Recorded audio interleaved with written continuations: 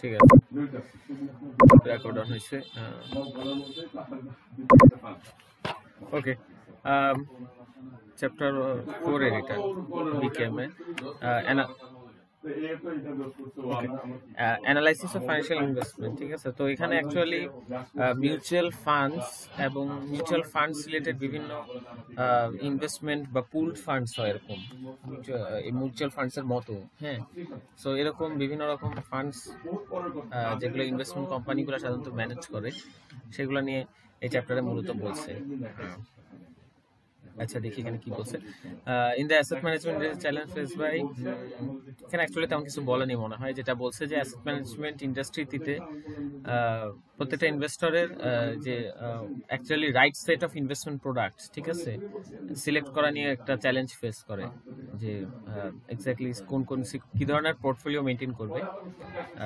So সেটা নিয়ে বলা আছে এখানে, এটা নিয়ে অত করার দরকার নেই, এখান থেকে স্টার্ট করি।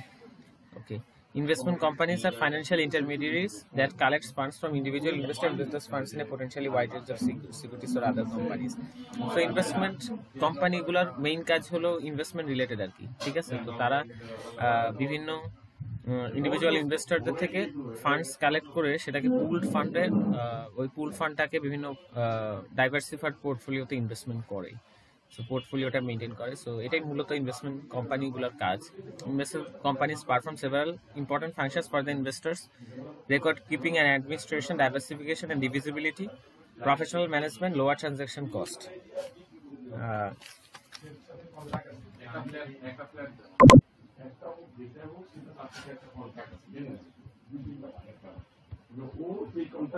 Investment company perform several important functions.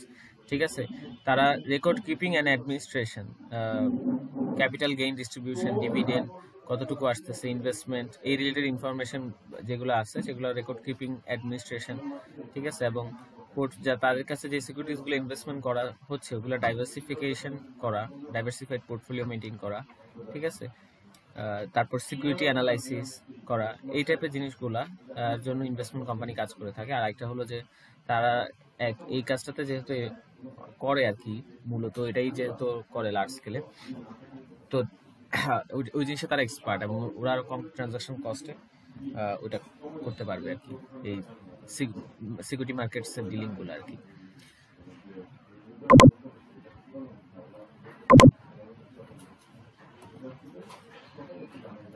ওকে, net asset value. Net asset ভ্যালুটা ইম্পর্টেন্ট ইয়ের বেসিসে, অনেক জায়গায় নেট অ্যাসেট ভ্যালুর হিসেবে প্রাইসটা ডিটারমিন করা হয়। তো স্বাভাবিকভাবে আমরা যারা কমার্সে পড়ছি তারা কোনো সময় হইলেও নেট অ্যাসেট শব্দটা শুনছি। ঠিক আছে, নিট সম্পদ, ঠিক আছে, সম্পদ মাইনাস দায়। হ্যাঁ, নেট অ্যাসেট হলো অ্যাসেট থেকে, মানে নর্মালি যেটাকে আমরা নেট অ্যাসেট বলি, অ্যাসেট থেকে লায়াবিলিটি বাদ দিলে অর্থাৎ হলো যে তোমার অ্যাসেট যেটা আছে, ঠিক আছে, সেটার মধ্যে একটুকু অংশ হলো তোমার লায়াবিলিটি, আর যে বাকি অংশটা হলো তুমি ওন করো, এই পুরোটা মিলে তোমার asset. Asset equals to liability plus owner security. তো অ্যাসেট থেকে লায়াবিলিটির অংশটা যদি বাদ দিয়ে দাও, ওই অংশটুকু বেসিক্যালি তোমার নেট অ্যাসেট বা ওনার সিকিউরিটির অংশটাই বলতে পারো। তো শেয়ারের নেট অ্যাসেট ভ্যালু কেমনে বের করে, যে তোমার নেট অ্যাসেট ভ্যালু হলো মার্কেট ভ্যালু অফ অ্যাসেট থেকে লায়াবিলিটি বাদ দিবে, এবং সেটাকে কতটা শেয়ার সংখ্যা, ধরো কোনো একটা পুল ফান্ড, ঠিক আছে, তো ওই পুল ফান্ডে টোটাল কতটা শেয়ার ইনভেস্ট করা হয়েছে, so say number of shares outstanding দিয়ে যখন ভাগ দিবা তখন তোমার নেট অ্যাসেট ভ্যালুটা চলে আসে। তো এখানে এটাই করছে, ক্যালকুলেট করছে যে market value of asset 120 million, এবং তাদের যেটা লায়াবিলিটিস হলো দুইটা আছে, একটা হলো যে 4 মিলিয়ন ইনভেস্টমেন্ট অ্যাডভাইজারের কাছে লায়াবেল, এবং 1 মিলিয়ন ফর রেন্ট। ঠিক আছে, তো এই লায়াবিলিটিসটা টোটাল 5 মিলিয়ন বাদ দিছে, এবং টোটাল 5 মিলিয়ন শেয়ার আছে তাদের আউটস্ট্যান্ডিং। সো এটা ভাগ দিয়ে নেট অ্যাসেট ভ্যালু আসছে $23 পার শেয়ার। ঠিক আছে,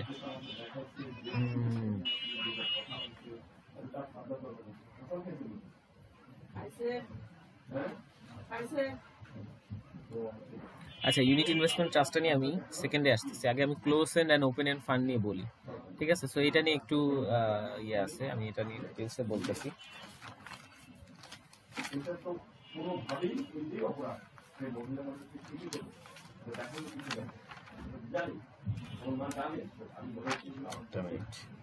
ওকে ওকে, তো ক্লোজ এন্ডেড আর ওপেন এন্ড ফান্ডটা কি তোমার? যে ক্লোজ এন্ডেড ফান্ডের ক্ষেত্রে হলো ধরো দুইটাই একটা মিউচুয়াল ফান্ড, ঠিক আছে? ক্লোজ এন্ডেড মিউচুয়াল ফান্ড এবং ওপেন এন্ডেড মিউচুয়াল ফান্ড দুই ধরনের হয়। তো ক্লোজ এন্ডেড মিউচুয়াল ফান্ডসে যেটা হয় যে তোমার একটা মেয়াদ থাকে, হয়তো ধরো প্রথম 1.5 ইয়ার্স, ঠিক আছে, প্রথম 18 মাস, ঠিক আছে, ওই সময়টাতে তারা শুধুমাত্র ফান্ড রেইজ করলো। তার অর্থ কি, ওই যে মিউচুয়াল ফান্ডটা, ওই মিউচুয়াল ফান্ডে হয়তো এই প্রথম 1.5 বছরের মধ্যে চাইলে আমি ইনভেস্টমেন্ট করতে পারলাম, তারপর প্রত্যয় ইনভেস্টমেন্ট করতে পারলো, আরিফ চাইলে ইনভেস্টমেন্ট করতে পারলো। 1.5 বছর পর ফান্ডটা লক করে দেওয়া হয়, ঠিক আছে? এই যে তুমি ইনভেস্টমেন্ট করছো, আমি 1.5 বছর এটা বলছি আর কি, আমি এক জায়গায় দেখলাম এক্সাম্পল 1.5 বছর দিছে, এর কারণে আমি ওই সেম জিনিস রিপিট করলাম, যেহেতু এই বিষয়ে আমার নলেজ অত হাই না, ঠিক আছে? মানে একটা সাময়িক সময়ের জন্য শুধু ইনভেস্টমেন্ট কালেক্ট করে, সেটা খুবই কম সময়, সেটা হতে পারে প্রথম 1 বছর, এরকম হতে পারে, ঠিক আছে? এরপর এটা তোমার আর ইনভেস্টমেন্ট ওরা নিবে না, ঠিক আছে? এবার হলো লং টার্মে তুমি এখান থেকে ক্যাশ আউটও করতে পারবা না, ঠিক আছে? তো ধরো এরপরে তুমি টাকা তাদের কাছ থেকে ফেরত পাবা 5 বা 7 বছর পরে, ঠিক আছে? এই যে তুমি যে মিউচুয়াল ফান্ডে ইনভেস্টমেন্ট করছো, তাহলে এখানে রিডিম করা অর্থ কি? শেয়ার রিডিম করা অর্থ তারা যে শেয়ার বিক্রি করছে তোমার কাছে, ঠিক আছে, বা শেয়ার সার্টিফিকেট, তো ওই জিনিসটা তারা রিপারচেস করে নিবে। সরি, রিপারচেস না, হ্যাঁ, তারা তো তোমার কাছ থেকে ওই জিনিসটা রিপারচেস করে নিবে, ঠিক আছে, 5 বা 7 বছর পরে, ঠিক আছে? তো এটা এর মাঝখানের সময়ের মধ্যে তুমি চাইলে করাতে পারবে না, মানে তুমি তাদের কাছ থেকে কিনছো এটা, বা তাদেরকে বিক্রি করে ক্যাশ আউটটা তাদেরকে কেনার জন্য তুমি টাকা দিছো এন্ড পাইছো সার্টিফিকেট, পাইছো হয়তো। তো এখন তোমার মনে হচ্ছে মাঝখানের সময় টাকা লাগবে, তুমি চাইলে কিন্তু তাদেরকে দিয়ে টাকাটা ভাঙায় ফেলতে পারবা না, ঠিক আছে? ওই 5-7 বছর তাদের কাছে থাকবে, এরপর তুমি চাইলে টাকা নিতে পারবা, ঠিক আছে? তো এই সময়ের মধ্যে তারা ইনভেস্টমেন্ট করে। এটা হলো তোমার ক্লোজ এন্ড মিউচুয়াল ফান্ড, ঠিক আছে? ওপেন এন্ডেড মিউচুয়াল ফান্ডস যেটা হয় যে তোমার যে কোনো সময়, একেবারে ওপেন, যে কোনো সময় ইনভেস্টমেন্ট করবা, যে কোনো সময় তুমি এটা রিডিম করবা তোমার শেয়ার, ঠিক আছে? তো close ended funds do not redeem or issue shares. Sakshar, হ্যাঁ, বলো।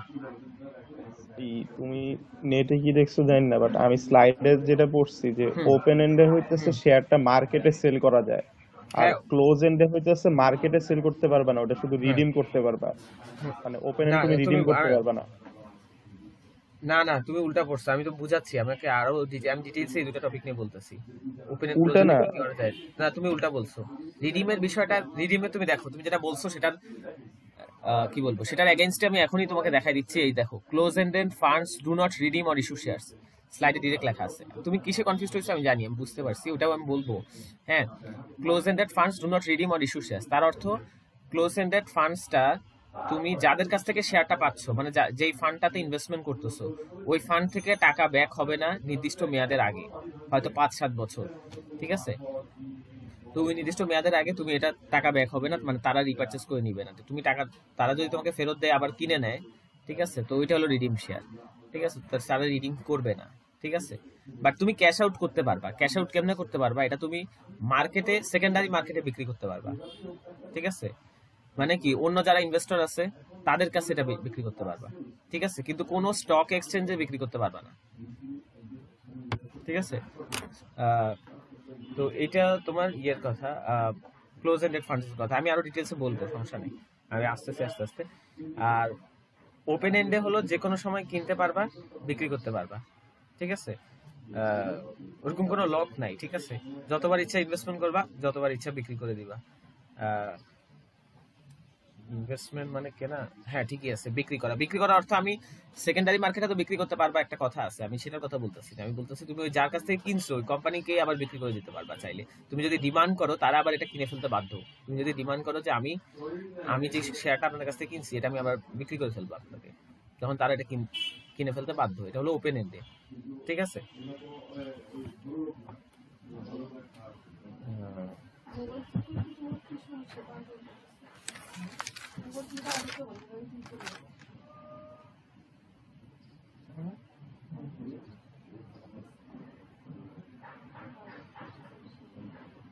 আচ্ছা ঠিক আছে।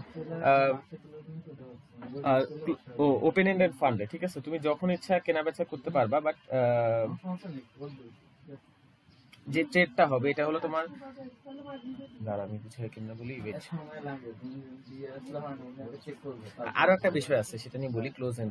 ক্লোজ এন্ডেডে ধরো তাদের 5 লাখ টাকার ফান্ড দরকার ছিল, ঠিক আছে, অথবা এত টাকা এতগুলা শেয়ার ইস্যু করার কথা ছিল, অতগুলা যদি ইস্যু হয়ে যায়, ঠিক আছে, এরপর কিন্তু তারা আর বিক্রি করবে না, ঠিক আছে। বাট ওপেন এন্ডেড ফান্ডে তোমার যখন ইচ্ছা তারা, তুমি যখন ডিমান্ড করবা তারা তোমাকে বিক্রি করবে, আবার যখন তুমি চাবা তারা বাইব্যাক করে নিবে, এটা ঠিক আছে।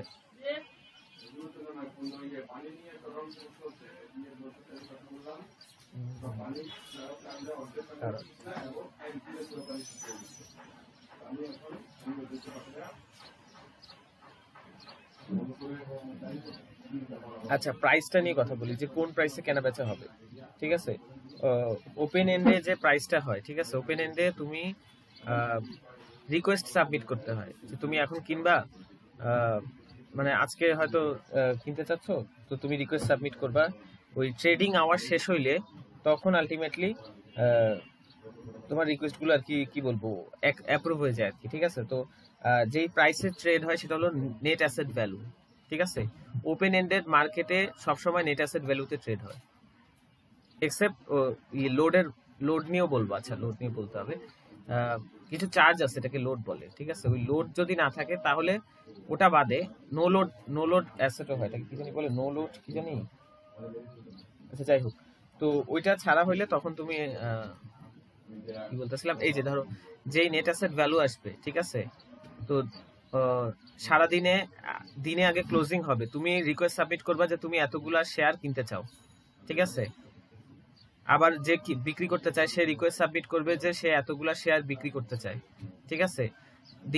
দিনের ট্রেডিং আওয়ার থাকে, একটা আওয়ার থাকে যে সময়ের মধ্যে কেনা বেচা হয়। সো ওই যখন ট্রেডিং আওয়ার শেষ হবে তখন সে আলটিমেটলি কি মার্কেটের টোটাল ওই দিনের শেয়ার আউটস্ট্যান্ডিংটা সে পেয়ে যাবে, ওটা অনুযায়ী ওই দিনের নেট অ্যাসেট ভ্যালু কত আসে, ঠিক আছে, যেই প্রাইসটা আসবে প্রত্যেকটা ট্রানজাকশন কেনা বেচা ওই নেট অ্যাসেট ভ্যালুতে হবে, ঠিক আছে। যদি কোনো লোডের চার্জেস না থাকে, লোডের বিষয়টা আমি বলবো, ঠিক আছে। সোজা কথা একটা চার্জ আছে, ওই চার্জটা না থাকলে তাহলে ওই নেট অ্যাসেট ভ্যালুতেই তোমার কেনা বেচা হচ্ছে, ঠিক আছে। বাট ক্লোজ এন্ডেড মার্কেটে, আচ্ছা আমি জিনিসগুলো কি লিখে দিব, আমি কারণ অনেক কিছু বলতে হবে, তো একটু লেখে বললে হয়তো ইজি হবে নাকি, বা বুঝতেছো তোমরা? আচ্ছা, ক্লোজ এন্ডেড ফান্ডে যেটা হয় তোমার, ক্লোজ এন্ডেড ফান্ডে কি বলতেছিলাম, ও আচ্ছা,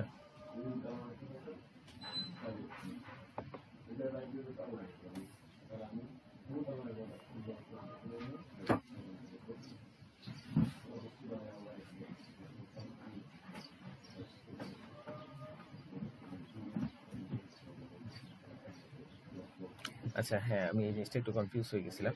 ওপেন এন্ডেডে তোমার তুমি যতবার ইচ্ছা ওই ফান্ড যে কোম্পানি আছে, ঠিক আছে, যেখানে তুমি ফান্ড ইনভেস্টমেন্ট করছো, ঠিক আছে, ওখান থেকে তুমি যতবার ইচ্ছা কেনা বেচা করতে পারবা, বাট ক্লোজ এন্ডে পারবা না, ঠিক আছে।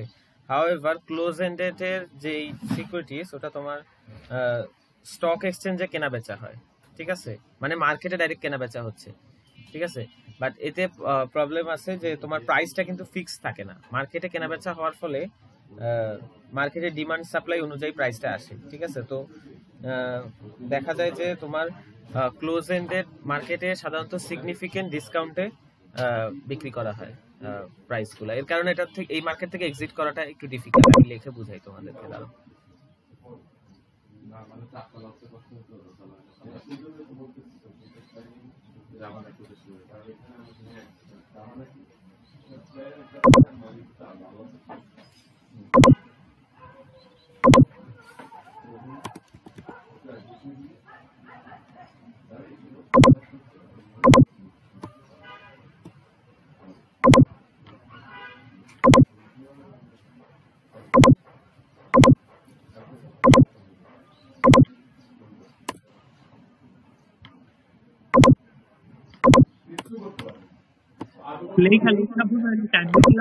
হ্যাঁ, কি বললা বলো।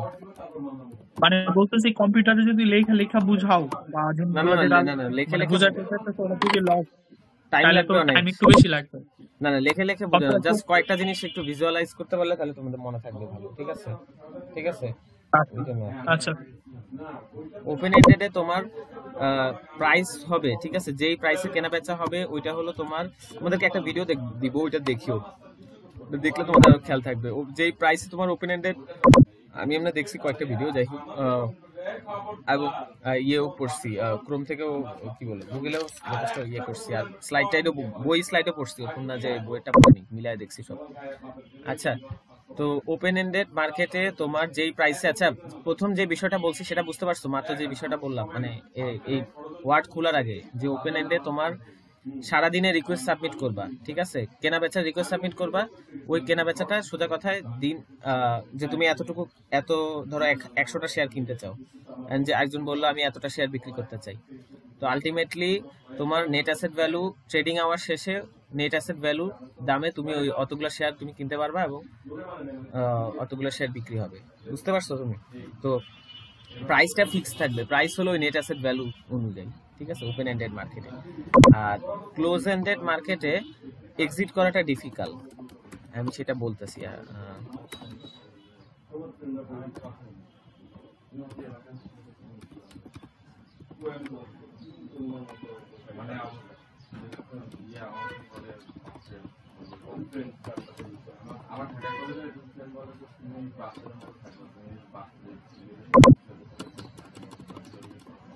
ইউজুয়ালি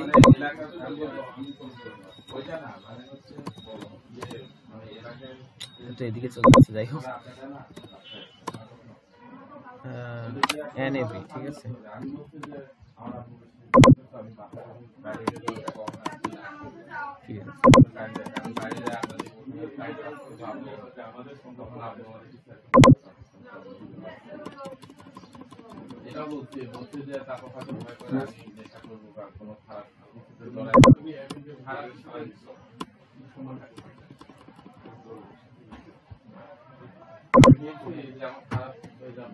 যাই হোক, ওপেন এন্ডেড হলো তোমার প্রাইস, আর ক্লোজ এন্ডেড, আচ্ছা ওইগুলো আমি থিওরি পরে বলি, ঠিক আছে। ধরো কোনো একটা শেয়ার, ঠিক আছে, সরি ওপেন এন্ডেডে তুমি কিনবা, ঠিক আছে, তো এটার দাম হলো 22 টাকা। তো একটা আছে এন্ট্রি লোড আর একটা হলো এক্সিট লোড, ঠিক আছে। তো ধরো এটা তুমি 20.9 তুমি ধরো মার্কেটে নাই এখনো, ঠিক আছে, তো এখন তুমি এটা কিনতে চাচ্ছ, ঠিক আছে, তো কিনতে গেলে তোমার এটাকে 23.2 টাকা দিতে হবে, ঠিক আছে।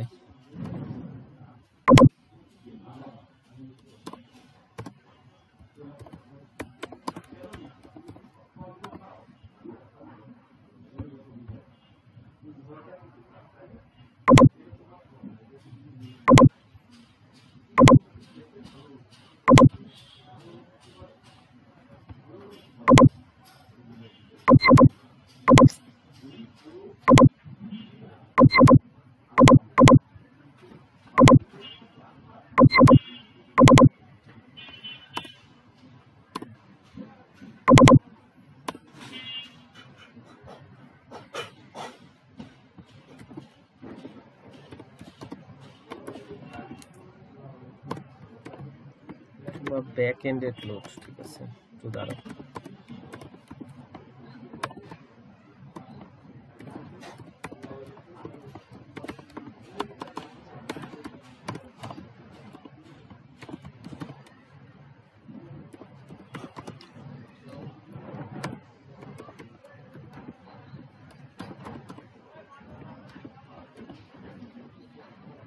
মার্কেটে 22 টাকা করে প্রাইস, ঠিক আছে, বাট তুমি কিনতে গেলে হয়তো ডিলারের কাছ থেকে 23.2 টাকা দিতে হইতেছে এই ওপেন এন্ডেড ফান্ডে। আলটিমেটলি তুমি যদি ইনভেস্টমেন্টে ঢুকতে চাও, ঠিক আছে, এই যে ঢোকার জন্য যে তোমার এক্সট্রা টাকাটা দেওয়ার লাগতেছে, 22-এর জায়গায় 23.2 টাকা দেওয়ার লাগতেছে, ঠিক আছে, এটা হলো এন্ট্রি লোড, ঠিক আছে, বা এটাকে ফ্রন্ট এন্ড লোন বলে, ভুল না করে থাকলে বানান এরকম কিছু হবে, ফ্রন্ট এন্ড লোড, ঠিক আছে।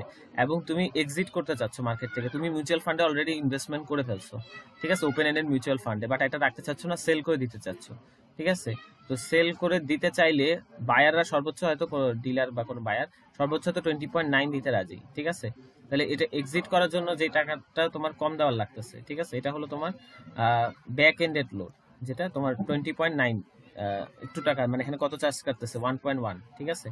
সো এটাতে দেখা যাচ্ছে ডিফারেন্সটা অ্যাকচুয়ালি খুব বেশি না, এর কারণে ইজিলি চাইলে যে কোনো সময় মার্কেটে এন্ট্রি করা যাচ্ছে, মার্কেট থেকে বের হয়ে যাওয়া যাচ্ছে। বাট ক্লোজ এন্ডের ক্ষেত্রে যদি ক্লোজ এন্ড হয় এটা, ঠিক আছে, তো ক্লোজ এন্ড হইলে তখন ধরো এখানে এটা ধরো 22 আছে, বাট এখানে তোমার ধরো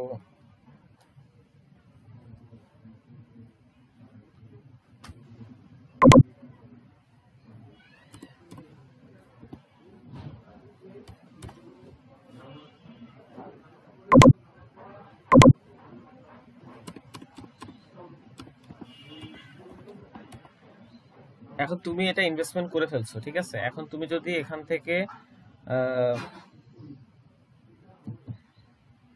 হ্যাঁ বের হইতে চাও, আলটিমেটলি তুমি দেখো এটা কিন্তু এটা মার্কেটে তুমি ডিমান্ড পাবা না বেশি, ঠিক আছে, যেহেতু এই ফান্ডটা আলটিমেটলি রিডিম করা যায় না মেয়াদের আগে, ঠিক আছে, তুমি এটা মার্কেটে বিক্রি করতে চাইলে বেশি কেউ নিতে চাবে না হয়তো। এই ক্লোজ এন্ডেড ফান্ড রিডিম করার অর্থ কি, যার কাছ থেকে তুমি এই ফান্ডটা যেখানে ইনভেস্টমেন্ট করছো ওখান থেকে টাকা ব্যাক পাওয়াটা আর কি, ঠিক আছে। তো মেয়াদের আগে যেহেতু রিডিম করা যায় না, তো এই ফান্ডটা আলটিমেটলি তুমি যখন সেকেন্ডারি মার্কেটে, ঠিক আছে, মানে অন্য ইনভেস্টরদের কাছ থেকে বিক্রি করতে চাবা, তখন কিন্তু এটা একটা তোমার বিক্রি করতে হলে একটা সিগনিফিকেন্ট ডিসকাউন্টে বিক্রি করতে হবে, ঠিক আছে, হয়তো 13.9, ঠিক আছে। এর কারণে এনএভির প্রাইস থেকে, এটা হলো এনএভি, মানে এনএভি হলো নেট অ্যাসেট ভ্যালু, ঠিক আছে, নেট অ্যাসেট ভ্যালু হলো 22 টাকা। আমি হয়তো তো সুন্দর করে বুঝাইতে পারতেছি না, বাট কনসেপ্টগুলো ঠিক আছে। এখন কিছু না বুঝলে আমাকে বলিও, ঠিক আছে। তো তোমার এটা থেকে মার্কেট থেকে এক্সিট করতে হইলে তোমার অনেক কম দামে বেচতে হইতেছে, ঠিক আছে। আর নতুন কেউ যদি এখন মার্কেটে এন্ট্রি করতে চায়, ওই যে বললাম 1.5 বছরের পরে, সেও দেখা যাবে আলটিমেটলি বেশি দামে কিনতে ঢুকতে পারবে না, ঠিক আছে। সো এরকম আর কি বিষয়টা বোঝাইছে। আমি তো একটা লিঙ্ক দিব, ওই ভিডিওটা দেখিও 30 মিনিটের মতো। আমি যে বৈশিষ্ট্যগুলো বলছি এগুলো একটু মিলাই দেখো। দেখো, open end fund stand ready to redeem or issue shares at their net asset value.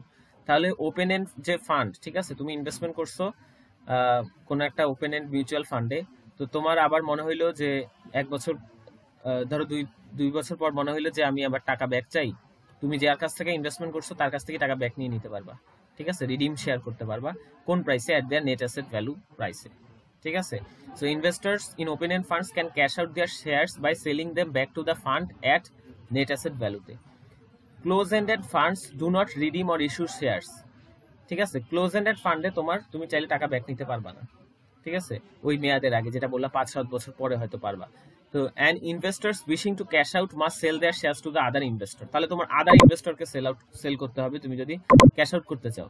তো আদার ইনভেস্টরকে সেল করতে গেলে দেখবা কিন্তু সেকেন্ডারি মার্কেটে এটা হয়তো প্রাইস কিন্তু অনেক কম চলতেছে, ঠিক আছে, কারণ এটা কিন্তু লিকুইড কোনো অ্যাসেট না, ঠিক আছে।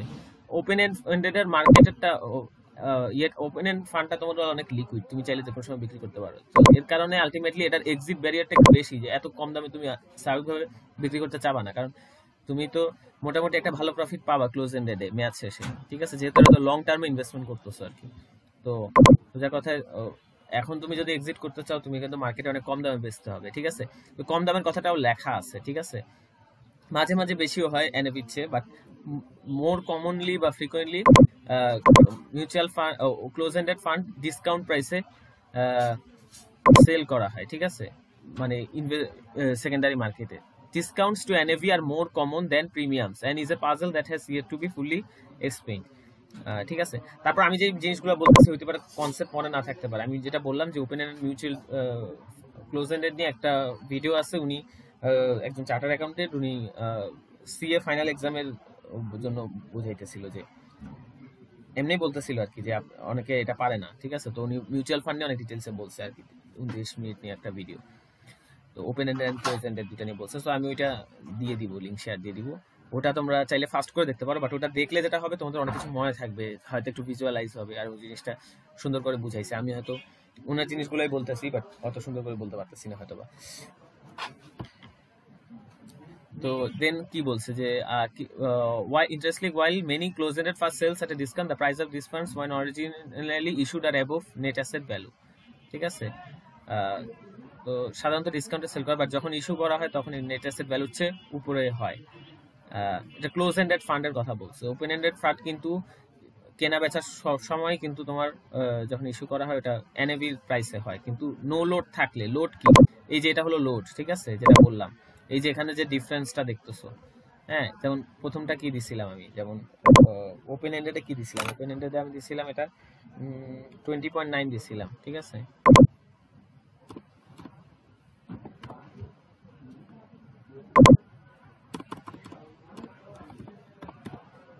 ঠিক আছে, তো এই যে ডিফারেন্সটা, এটা হলো তোমার, এই যে এটা হলো তোমার এক্সিট লোড আর এটা হলো এন্ট্রি লোড। আচ্ছা, এই দুটো জিনিস পড়াইলাম যে মনে হচ্ছে যেন বাড়তি পড়াইছি। আমি তাহলে এখানে নিয়ে দেখাই যেটা দরকার আছে কিনা, কেন পড়াইলাম। এই যে নো লোড ফান্ড, ঠিক আছে। এখন লোড যে সবসময় থাকবে এরকম না, যদি না থাকে, কিছু ফান্ডের লোড থাকে না, তুমি চাইলেই বের হয়ে যেতে পারো। তো there is no sales charge fee for investing in the fund or for redemption, but there is an annual fee based on the percentage of funds net asset value. তো ওই ধরনের ফান্ডকে নো লোড ফান্ড বলে। Front end load, এই দেখো এখানে front end load আমি কোনটাকে বলছি, এই যে front end load. Entry load মানে কি, তুমি ওপেন এন্ডেড ফান্ডে এন্ট্রি করতে চাচ্ছ অথবা ক্লোজ এন্ড ফান্ডে, ঠিক আছে। এন্ট্রি অর্থ কি, তুমি কিনতে চাচ্ছ, কিনলে তাহলে তুমিও তো ওই ফান্ডের একজন সদস্য হয়ে যাচ্ছ, ঠিক আছে, তুমিও, তোমার ইনভেস্টমেন্ট ওখানে আছে। So a front end load is a commission or sales charge paid when you purchase the share, ঠিক আছে। তাহলে তুমি যখন শেয়ার পারচেজ করবা তখন তোমার একটা কমিশন অথবা সেলস চার্জ দেওয়া লাগে, সেটা হলো তোমার ফ্রন্ট এন্ড লোড, ঠিক আছে। Use to pay the brokers who sell the funds and reduce the amount of money invested, ঠিক আছে। তুমি ওই যে ব্রোকারকে এই টাকাটা দিবা, যে ওখানে যে এটা মিউচুয়াল ফান্ডে সেল করে দিবে। আর ব্যাক এন্ড লোড কি, এটাকে এক্সিট লোডও বলে, যেটা বলছি। Back end load is the redemption, মানে তুমি মিউচুয়াল ফান্ড ইনভেস্টমেন্ট করছো বাট এখন ইনভেস্টমেন্টটা থেকে বের হয়ে যেতে চাচ্ছ। So is a redemption or exit fee incurred when you sell you shares. তো যখন তুমি তোমার শেয়ার সেল করে ফেলবা, তো মানে এক্সিট করতে চাচ্ছ, তো এটার জন্য যে এক্সট্রা, এই যে কম টাকা পাচ্ছ, তুমি দেখো 22 টাকা নেট অ্যাসেট ভ্যালু, ঠিক আছে। তো স্বাভাবিকভাবে তুমি হয়তো এটা যদি ম্যাচুরিটি তো থাকার কথা একটা, যাই হোক, তো পর্যন্ত ধরলে হয়তো এর চেয়ে একটু বেশি টাকা পাইতা 22-এর চেয়ে, বাট আচ্ছা বেশি পাইতা কিনা, যাই হোক, আমি ওটা যাই না ম্যাচুরিটি শেষে কোন দামে বিক্রি হবে। বাট তুমি মার্কেটে আগে দিয়ে বের হয়ে যেতে চাচ্ছ দেখে তোমার কিন্তু একটা একটু 22 টাকার জায়গায় 21 টাকার মতো টাকা তুমি পাচ্ছ, ঠিক আছে। এই যে কম টাকা পাচ্ছ, এটাই হলো তোমার এক্সিট লোডটা, ঠিক আছে। এটাকে ব্যাক এন্ড লোডও বলে। তো এইটা হলো তোমার cost of investing in mutual fund, এই টপিকটার ভিতরে তোমার এই লোড নিয়ে বলছে, ঠিক আছে। যেটা তোমার কিন্তু ওই মিউচুয়াল ফান্ড যখন আসছে আমি ওই জিনিসটা তখন একসাথে বুঝাই দিছি, ঠিক আছে।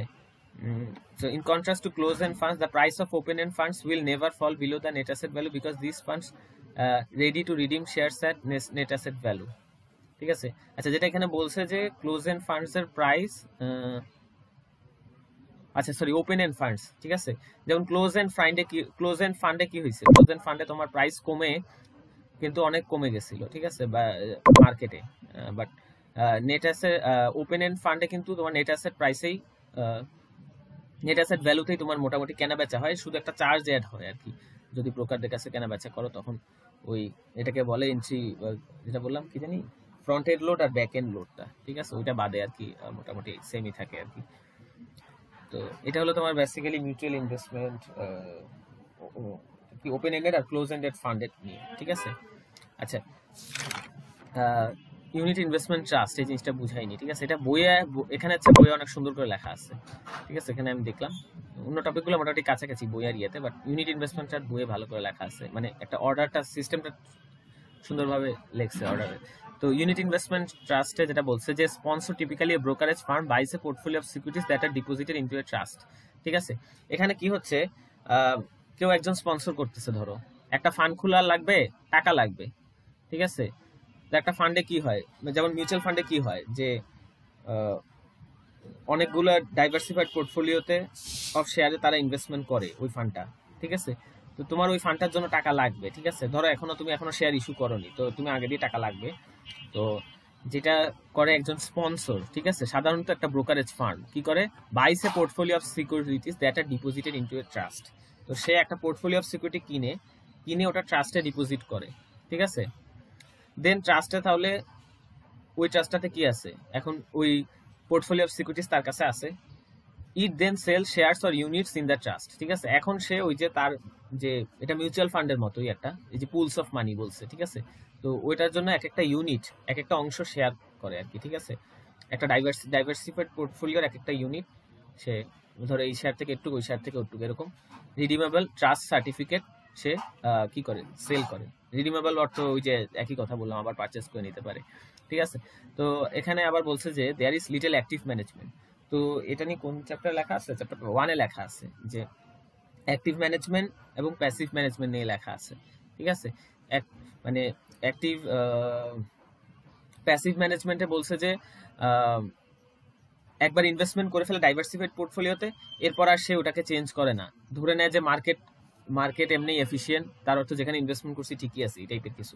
আর অ্যাক্টিভ ম্যানেজমেন্টে হলো কি এটাকে প্রতিনিয়ত মনিটর করে, যখন মনে হয় যে না এই সিকিউরিটিগুলো আমার এখন হোল্ড করা উচিত না, এটা সেল করে দিয়ে ওই সিকিউরিটিগুলো কেনা উচিত, তাহলে আমার লাভ বেশি হবে, তখন ওই জিনিসগুলো সে করে, এটা হলো অ্যাক্টিভ ম্যানেজমেন্ট, ঠিক আছে। তো এই ইউনিট ইনভেস্টমেন্ট ট্রাস্টে অ্যাক্টিভ ম্যানেজমেন্টটা কম থাকে, যেটা বলতেছে there is little active management of a unit investment trust because once establish the portfolio composition is fixed, ঠিক আছে। তো ইউনিট ইনভেস্টমেন্ট ট্রাস্টে যেটা হচ্ছে যে আগে তোমার কাছ থেকে শেয়ার ইস্যু করলো, মানে ওই ফান্ডটা আগে মানুষদের কাছ থেকে টাকা কালেক্ট করা শুরু করলো, দেন ওগুলা বিভিন্ন ডাইভার্সিফাইড পোর্টফোলিওতে ইনভেস্টমেন্ট করছে, বিষয়টা এরকম বলেনি। ওরা বলছে যে আগে ইনভেস্টমেন্ট করে দেয় একজন স্পন্সর বা ব্রোকারেজ ফার্ম, দেন ওটাকে ট্রাস্টে ডিপোজিট করে, দেন ওই ট্রাস্টটা কি করে, তারা ট্রাস্ট সার্টিফিকেট ছাড়ে ইউনিট অনুযায়ী আর কি, যাই হোক বললো আর কি। তো ওগুলা মানুষ কিনে, ঠিক আছে। তো এটা হলো এর কারণে যেটা হচ্ছে যে অলরেডি আমরা পোর্টফোলিও কম্পোজিশন ফিক্সড।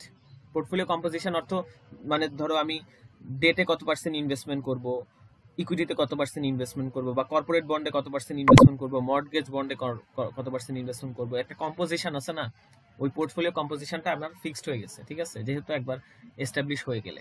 এর কারণে এরপরে আর এত বেশি অ্যাক্টিভ ম্যানেজমেন্ট করা হয় না, ওই জিনিসটাকে চেঞ্জ করা আর কি। অ্যাক্টিভ ম্যানেজমেন্ট হলো একবার ইনভেস্টমেন্ট করার পরেও যেটা বললাম যে সুবিধা অনুযায়ী চেঞ্জ করা, কখন হোল্ড করতে হবে, কতক্ষণ হোল্ড করতে হবে, আবার শেয়ার বিক্রি করে দিতে হবে কিনা, ঠিক আছে। তো এটা তোমার ইউনিট ইনভেস্টমেন্ট ট্রাস্ট নিয়ে বলছে। Sponsor of unit investment trust earn profit by selling shares in the trust at a premium to the cost of according the underlying asset, ঠিক আছে।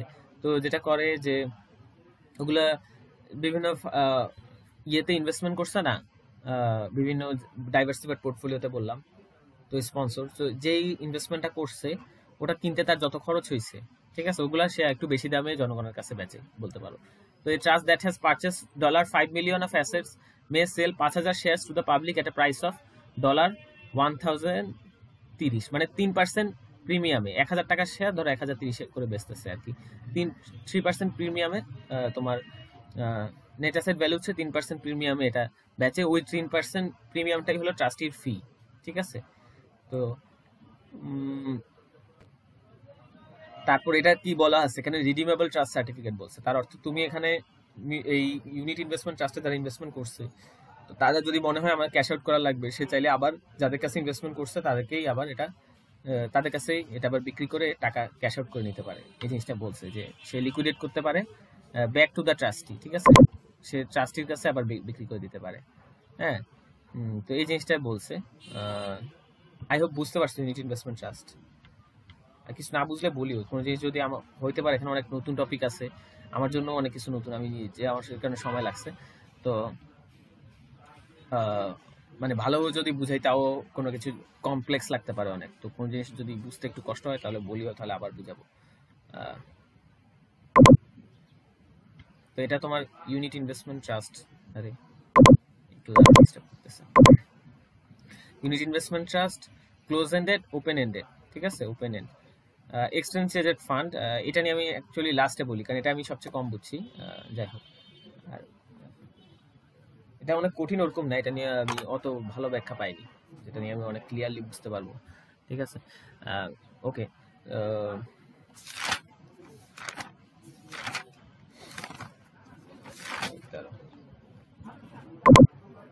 উপরে উঠে গেল।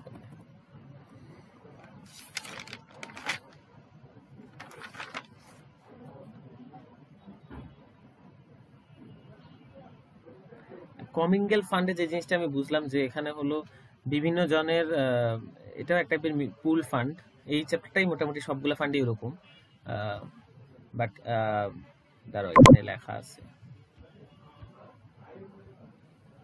এই যে commingle funds are partnership of investors, ঠিক আছে, দ্যাট পুল ফান্ডস, ঠিক আছে, হয়তো কিছু ইনভেস্টর্স তারা হয়তো একসাথে ফান্ড পুল করে ইনভেস্ট করে, ঠিক আছে, পার্টনারশিপ করে, ওই জিনিসটা আর কি। ব্যাংকে আলাদা একটা অ্যাকাউন্ট খুললাম যেখানে আমরা সবাই ইনভেস্টমেন্ট করে ওই জিনিসটাতে, এরকম কিছু একটা, যেটা বুঝছি আর কি। পড়ে সবকিছু, এটা অত ডিটেলস কোথাও লেখা নেই, ওরকম আর কি যেটা বুঝলাম।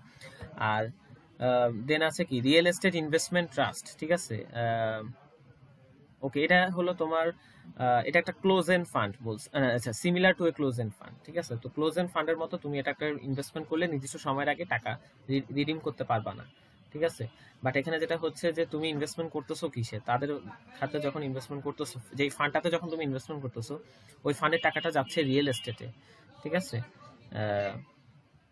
এবং invest in real estate or loans secured by real estate, হ্যাঁ ঠিক আছে। তো এটা এই যে লোনটা দিচ্ছ, সরি মানে তারা রিয়েল এস্টেটের হয়তো লোন দিচ্ছ তুমি, তারা ওই এটা দিয়ে কাজ করতেছে এবং তাদের ওই রিয়েল এস্টেট দ্বারা হয়তোবা এটা সিকিউর থাকে লোনটা, মানে এটা মর্টগেজের মতো আর কি কাইন্ড অফ, যে সিকিউর থাকে যে মানে তারা যদি পেমেন্ট ডিফল্ট করে তাহলে হইতে পারে তুমি ওখান থেকে হয়তো পার্সেন্টেজ পাবা, তোমার পাওনাটা হয়তো পেয়ে যাবে, ব্যাংক ওখান থেকে দিয়ে দিবে।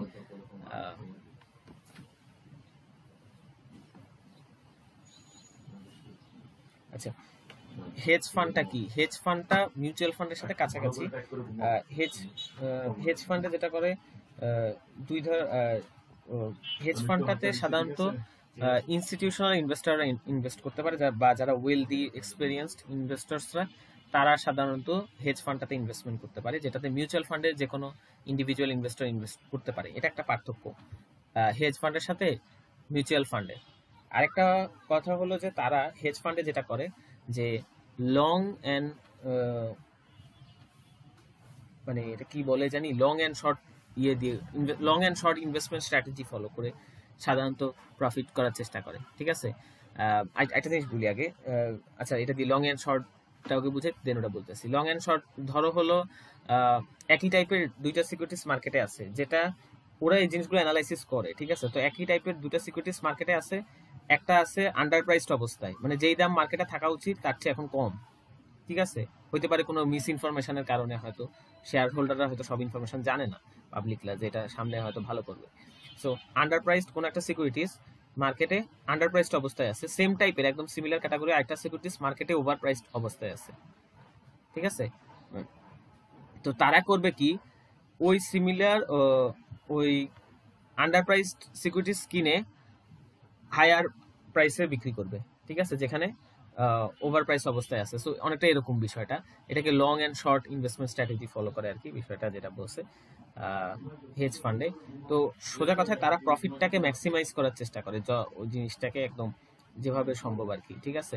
সবচেয়ে কমে যেখানে পাওয়া সম্ভব সেখান থেকে কিনে সবচেয়ে বেশিতে যেখানে, এবং করবে কি যে সিকিউরিটিসটা আন্ডার প্রাইসড অবস্থায় আছে সেখান থেকে লার্জ স্কেলে কিনবে, দেখা যাবে অনেকগুলা কিনছে সিকিউরিটিস একসাথে, অনেক কিনে ফেলছে, কিনে আবার যেখানে ওভার প্রাইসড অবস্থা আছে সেখানে একসাথে অনেকগুলা বিক্রি করবে। সো এরকম এবং আরো কিছু ওদের ইনভেস্টমেন্ট স্ট্র্যাটেজি আছে। হেজ ফান্ডে যেটা হয় যে ওরাই দেখো তো, তারা হয়তো তাহলে একই টাইপের সিকিউরিটিস দিয়ে ওরা হয়তো প্রফিটটাকে সামহাও ম্যাক্সিমাইজ করতেছে, ঠিক আছে। তো হেজ ফান্ডটাতে কিন্তু ওরকম ডাইভার্সিফাইড পোর্টফোলিও মেইনটেইন করা হচ্ছে না, ঠিক আছে, বা করা না, এটা হলো হেজ ফান্ডের একটা বৈশিষ্ট্য, ঠিক আছে। আরেকটা বিষয় হলো কি, ওরা কিন্তু এসএসসির অত রুলস মানতে বাধ্য না বা মানে না, ঠিক আছে, বা বাধ্য না বলতে পারো, ঠিক আছে। যে হেজ ফান্ডে যেটা হয় যে ওদের যাই হোক, ওরা যে স্ট্র্যাটেজিটা আছে, ঠিক আছে, ওরা যেই স্ট্র্যাটেজি দিয়ে ইনভেস্টমেন্ট করবে, ঠিক আছে, ওটা অত ডিসক্লোজ করতে চায় না, মোটামুটি একটা ধারণা দেয়, বাট এক্স্যাক্টলি তারা ওদের পুরো স্ট্র্যাটেজিটা, হ্যাঁ ইনভেস্টমেন্ট স্ট্র্যাটেজির মধ্যে তো আরো, আমি তো সহজে বলছি একটা স্ট্র্যাটেজি, তাদের আরো স্ট্র্যাটেজি থাকে আর কি, এবং লেভারেজ, ডেরাইভেটিভস, ঠিক আছে, ডেরাইভেটিভস তো বুঝো, যেমন অপশনস, ফিউচার্স, তো এগুলো নিয়ে তারা প্রফিটটাকে কেমনে ম্যাক্সিমাইজ করা যায়, গেইনটাকে আর কি, সোজা কথায় গেইন বলে এটাকে, প্রফিট না। তো ওই জিনিসটা করার জন্য তারা যা করার করে, ঠিক আছে। তো এটা জিনিসগুলো হলো কি, ওরা অত বেশি সবকিছু অত ডিসক্লোজ করে না, ঠিক আছে, এবং তাদের এসএসসির যে রেগুলেশন, ঠিক আছে, স্টক এক্সচেঞ্জ করার, ঠিক আছে, সিকিউরিটি অ্যান্ড এক্সচেঞ্জ কমিশন, সেটা ওদের জন্য মিনিমাল, ঠিক আছে। ওরা অত কিছু কেন, এটা প্রাইভেট টাইপের একটা, ঠিক আছে। আর সাধারণত দেখা যাচ্ছে, আমি বললাম না লার্জ স্কেলে ইনভেস্টমেন্ট করে হয়তো লার্জ স্কেলে সেল করে জিনিসটা, ওর কারণে এটা সাধারণত ওয়েলদি বা ইনস্টিটিউশনাল ইনভেস্টর। আর আরেকটা জিনিস তুমি দেখবা, হেজ ফান্ড নিয়ে গুগলে বা কোথাও সার্চ দিলে দেখা আসবে একটা কমপ্লেক্স প্রসিডিউর লেখা আসে, ঠিক আছে। তো হেজ ফান্ডটাতে একটু তুলনামূলক একটা কমপ্লেক্স প্রসিডিউর, মানে ওরা যেটা জিনিসটা বলছে ওখানে যে আরবিট্রেজ করার চেষ্টা করে, প্রফিটটা ম্যাক্সিমাইজ করার চেষ্টা করে আর কি, ঠিক আছে। আর এখানেও রেস্ট্রিক্টেড মনে হয় যে having restricted liquidity by allowing only periodic withdrawal or having a fixed term commitment, ঠিক আছে। তুমি ইনভেস্টমেন্ট যদি করো, ও হ্যাঁ এখানে বলা আছে যে ইনভেস্টমেন্ট করার পরে একটা লকিং পিরিয়ড দিয়ে দেয়। ধরো প্রথম 3 বছরের মধ্যে তুমি তোমার পোর্টফোলিও হেজ ফান্ডে ইনভেস্টমেন্ট করছো, প্রথম 3 বছরের মধ্যে এটাকে তুমি উইথড্র করতে পারবা না, ঠিক আছে। এরপরে চাইলে উইথড্র করতে পারবা। একটা শুরুর একটা ইনিশিয়াল পিরিয়ড বা লকিং থাকে, ওই সময়টা ওরা যাতে ওরা ওদের কাজ করতে পারে ঠিক মতো, ঠিক আছে। তো এইটা হলো মোটামুটি হেজ ফান্ড নিয়ে আর কি। আর ডিটেলসে বুঝতে গেলে আরো ডিটেলস হয়, বাট এটা মোটামুটি আর কি, ঠিক আছে। আর প্রাইভেট ইকুইটি আর ভেঞ্চার ক্যাপিটাল, আই থিঙ্ক এটা তোমরা জানো হয়তো, চ্যাপ্টার 3 তে আছে এই কোর্সের, আর আমরা 209 পড়ছি, ঠিক আছে। প্রাইভেট ইকুইটি যে প্রাইভেট ইকুইটিটাই আর কি, ওই পাবলিকলি শেয়ার ইস্যু না করে যদি তুমি প্রাইভেট প্লেসমেন্টের মাধ্যমে কালেক্ট করো কিছু ইনস্টিটিউশনাল ইনভেস্টরের মাধ্যমে। আর ভেঞ্চার ক্যাপিটাল তো জানো, যখন কোনো স্টার্টআপ ফার্ম শুরু করে তাদের যে ফান্ড প্রয়োজন হয়, তারা দেখা যাচ্ছে তাদেরকেও দেখা যাচ্ছে ওই প্রাইভেট কিছু কোম্পানি ফান্ড দেয় এবং দিয়ে তাদের অবস্থা ভালো করে ওই জিনিসটা আবার তারা মানে তাদের কি বলে এটাকে, তাদের কোম্পানির কন্ট্রোল নেয়, পশু কোম্পানির কন্ট্রোল নেয়, ঠিক আছে। নিয়ে ওইটাকে একটু ম্যানেজমেন্ট বেটার করার চেষ্টা করে।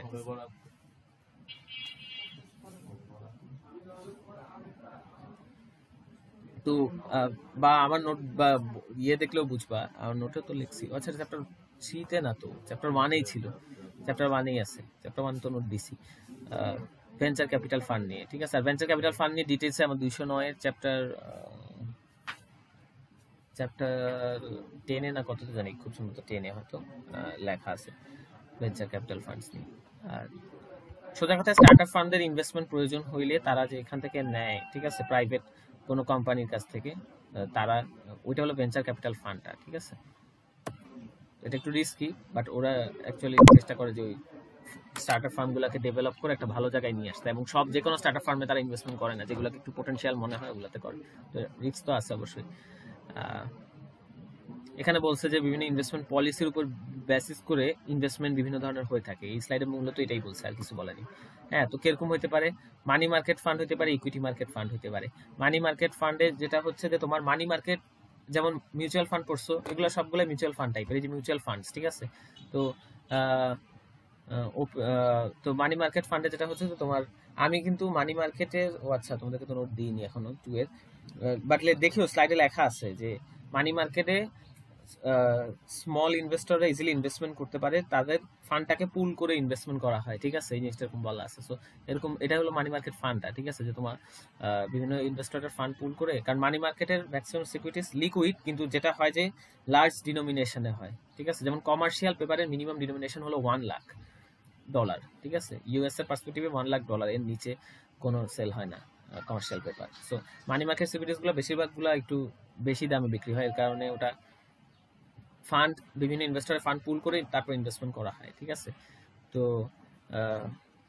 এটাই আর কি। সো ইনভেস্টমেন্ট করা হয় ওই জিনিসটা, মানে মানি মার্কেটের বৈশিষ্ট্য আর কি। যেমন ট্রেজারি বিল বা কমার্শিয়াল পেপার, রিপারচেস এগ্রিমেন্ট, এগুলো সব মানি মার্কেটের সিকিউরিটি, সো এগুলোতে ইনভেস্টমেন্ট করা হয় তাদের ফান্ডটা পুল করে। ইকুইটি ফান্ডে হলো তোমার ইকুইটির যেটা আর কি, ইকুইটি ফান্ডস। তো ইকুইটি বলতে তুমি সাধারণত স্টক বুঝো, ঠিক আছে। তো মূলত ইকুইটি ফান্ডে তোমার টাকা কালেক্ট করে বা ইনভেস্টরদের টাকা কালেক্ট করে স্টক মার্কেটে বা এই টাইপের সিকিউরিটিসে তোমার ইনভেস্টমেন্ট করা হয়, স্টক শেয়ারসে, ঠিক আছে।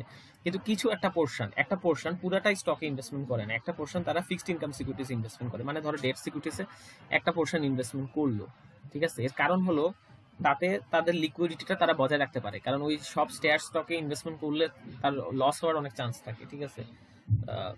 তো ফিক্সড ইনকাম সিকিউরিটিস হলো যেখান থেকে তুমি ফিক্সড একটা ইনকাম অবশ্যই পাচ্ছ, ঠিক আছে। তো তাহলে ওই ক্যাশটা তোমার নিয়মিত একটা ক্যাশ ফ্লো হচ্ছে নিয়মিত। তো তখন তাদের যখন কোনো ক্যাশ দেওয়ার প্রয়োজন হয়, হ্যাঁ, ফর এক্সাম্পল লিকুইডিটিটা কেন লাগে, liquidity necessary to meet the potential redemption of shares.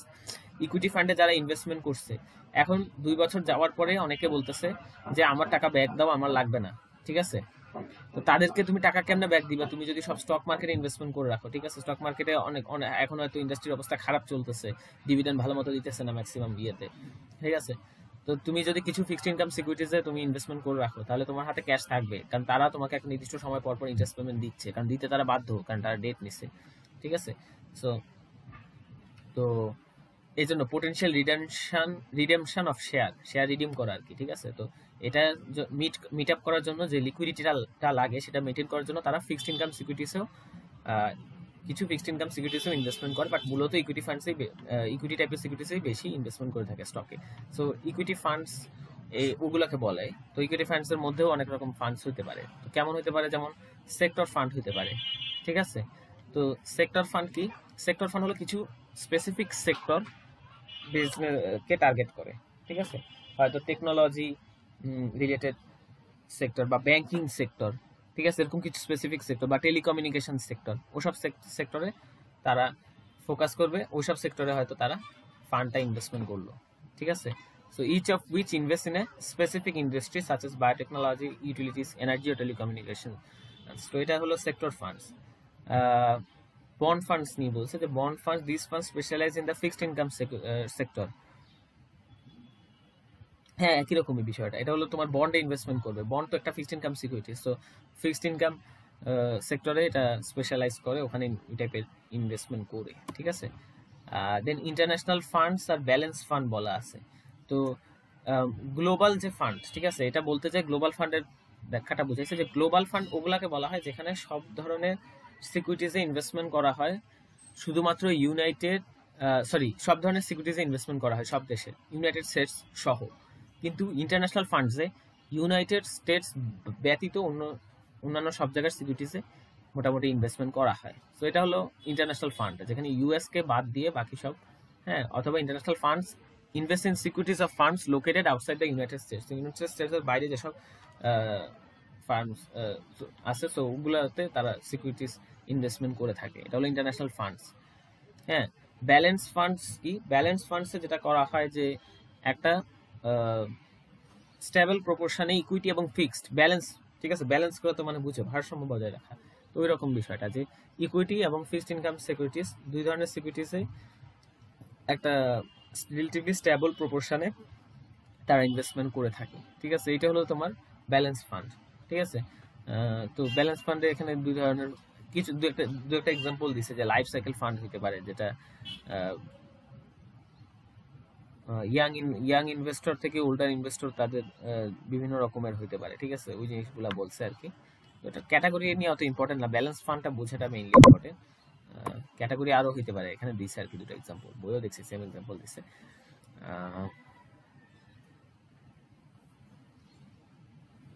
আচ্ছা, asset allocation and flexible funds.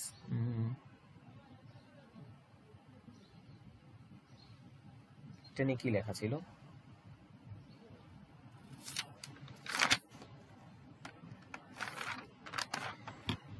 দেখি বইয়ে দাগাইছি মনে হয়।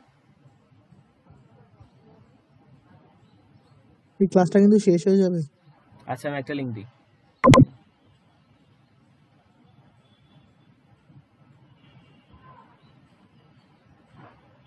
না, এখনো তো 6 মিনিট আছে, একটু নেই নে, বেড়ে গেছে তো। আচ্ছা ঠিক আছে, তাহলে একটা লিংক দিচ্ছি।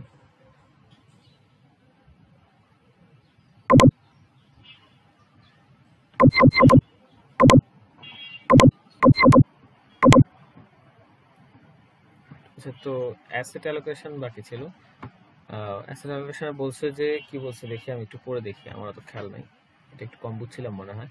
These funds are similar to balance funds in that they hold both stocks and funds. আচ্ছা, ব্যালেন্স ফান্ডের মতো স্টক এবং বন্ড উভয় জিনিসই হোল্ড করে। However, asset allocation funds may dramatically vary the proportions allocated to each market in accord with the portfolio manager's forecast of the relative performance of each sector. আচ্ছা, but এটা ভ্যারাই করতে পারে, মানে পরে এটা চেঞ্জ হয়ে যেতে পারে প্রপোর্শনটা, যে স্টক এবং বন্ডের শুরুতে ইনিশিয়ালি সারা একটা কি বলবো ইকুয়াল প্রপোর্শনে ইনভেস্টমেন্ট করে, বাট পোর্টফোলিও যে ম্যানেজার আছে, পোর্টফোলিও ম্যানেজারের ফোরকাস্ট অনুযায়ী দুইটা সেক্টরের, তো সেই অনুযায়ী পরে এটা ড্রামাটিক্যালি ভ্যারাই করতে পারে, অনেক বেশি চেঞ্জও হয়ে যেতে পারে। Hence this funds are engage in market timing and are not design to be low risk investment vehicles.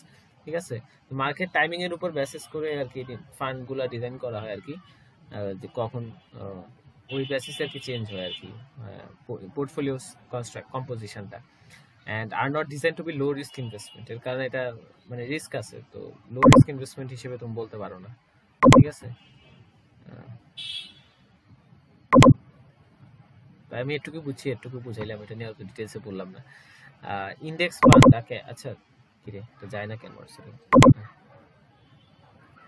ওকে, তো ইন্ডেক্স ফান্ড হলো তোমার ইন্ডেক্স নিয়ে বুঝাইছিলাম, মানে যাদেরকে বুঝাইছিলাম তারা তো ছিল আর কি, আর যারা ছিল না স্যারের ক্লাস পাইছো হয়তো। চ্যাপ্টার 2 তে ইন্ডেক্স ফান্ড আছে, ঠিক আছে, সরি ইন্ডেক্স আছে, স্টক মার্কেট ইন্ডেক্স নিয়ে কথা বলা আছে। ইন্ডেক্স হলো সোজা কথায় যদি বলি একটা স্টক মার্কেট এক্সচেঞ্জ, ঠিক আছে, হয়তো ঢাকা স্টক মার্কেট এক্সচেঞ্জ, এখানে কয়টা কোম্পানি লিস্টেড আছে, ঠিক আছে, শেয়ার কেনা বেচার জন্য, ঠিক আছে। ধরো 50টা কোম্পানি লিস্টেড আছে, ওই 50টা কোম্পানির প্রত্যেকটা কোম্পানির কোনো একটা পার্টিকুলার ডে এর, ঠিক আছে, ধরো আজকের প্রত্যেকটা কোম্পানির আজকের শেয়ার প্রাইস কত, ঠিক আছে, ওই প্রাইসগুলো দিয়ে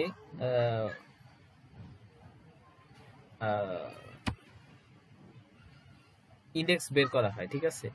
ওই প্রাইসটা বাড়ছে, ওই প্রাইসের বিগিনিং প্রাইস কি ছিল, এন্ডিং প্রাইস কি হয়েছে, ঠিক আছে, তো ইন্ডেক্সটা বের করা হয়। তো ওটাকেই তোমার বেসিক্যালি স্টক মার্কেট ইন্ডেক্স বলে। তো স্টক মার্কেট ইন্ডেক্স দেখে জিনিসটা, এখন ইন্ডেক্সটা বের করা বলতে কিভাবে বের করা হয়, বের করা অ্যাকচুয়ালি তিনটা।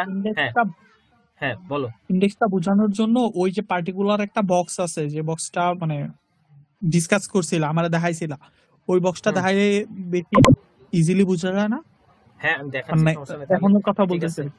হ্যাঁ এখন দেখাচ্ছি, তাহলে সমস্যা নাই।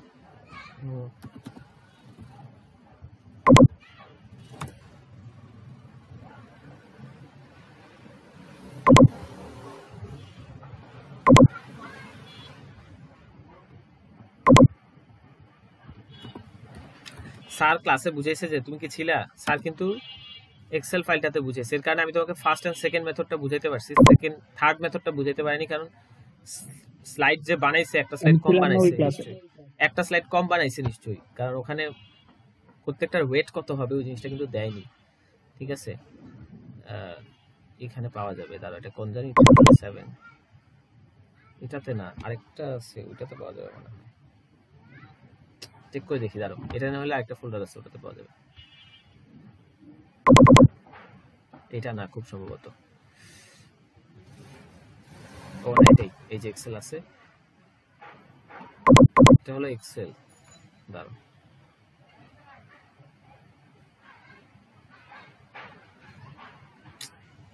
চ্যাপ্টার 4 না তো অন্য কিছু দেখাচ্ছে,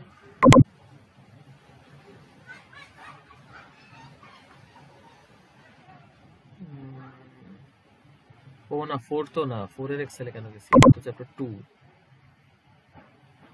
এই 2 এর এটা পাওয়ার পয়েন্ট, এটা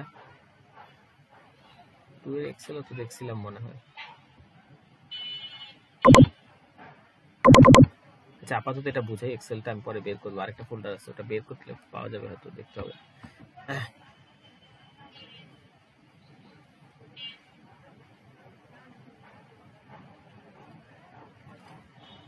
ইন্ডেক্স ক্যালকুলেটর তিনটা সিস্টেম আছে, তিনটা ওয়ে আছে, ঠিক আছে। তো ইন্ডেক্সে হলো ধরো ইন্ডেক্সের একটা ভ্যালু অ্যাসাইন করা হয়, ঠিক আছে। তো ধরো আলটিমেটলি গতকালকে, হ্যাঁ গতকালকে আমি এমনি বলতেছি আর কি, গতকালকে ঢাকা স্টক এক্সচেঞ্জের ইন্ডেক্স ভ্যালু ছিল 60, ক্লোজিং যে প্রাইসটা ছিল, আর আজকের ক্লোজিং প্রাইস, ঠিক আছে। এটা কিন্তু আমি যেটা বলতেছি এখানে সেটা লেখা, সেটা বলতেছি না, এটা আমি বোঝানোর জন্য বলতেছি আর কি। আজকের আমার ক্লোজিং, আচ্ছা গতকালকে ধরো, হ্যাঁ আচ্ছা ঠিক আছে, গতকালকে 60 ছিল শেয়ার ঢাকা স্টক এক্সচেঞ্জের ক্লোজিং যে ইন্ডেক্সের প্রাইসটা, ঠিক আছে, ক্লোজিং এ মানে মার্কেট যখন শেষ হয়, মার্কেট আবার ক্লোজ হইলে তখন যে প্রাইসটা থাকে, ঠিক আছে, ট্রেডিং আওয়ার শেষ হইলে। তো আর তার আগের দিন ছিল সরি গতকালকে 60 ছিল, আজকে 62.5, ঠিক আছে। তার অর্থ কি, আজকে ওভারঅল মার্কেট তুমি মোটামুটি একটু ধারণা নিতে পারবে যে আজকে ওভারঅল একটু বেটার পারফর্ম করতেছে, ঠিক আছে। তো ইন্ডেক্সটা হলো এটাই, ঠিক আছে। এখন এই ভ্যালুগুলো কেমনে ক্যালকুলেট করবে, এটার তিনটা মেথড আছে। এখন তুমি কি চাচ্ছ প্রথমে আমি পুরো বুঝাই দিব এটা স্লাইড? এটা আমি বুঝছি, বাকিরা বলুক।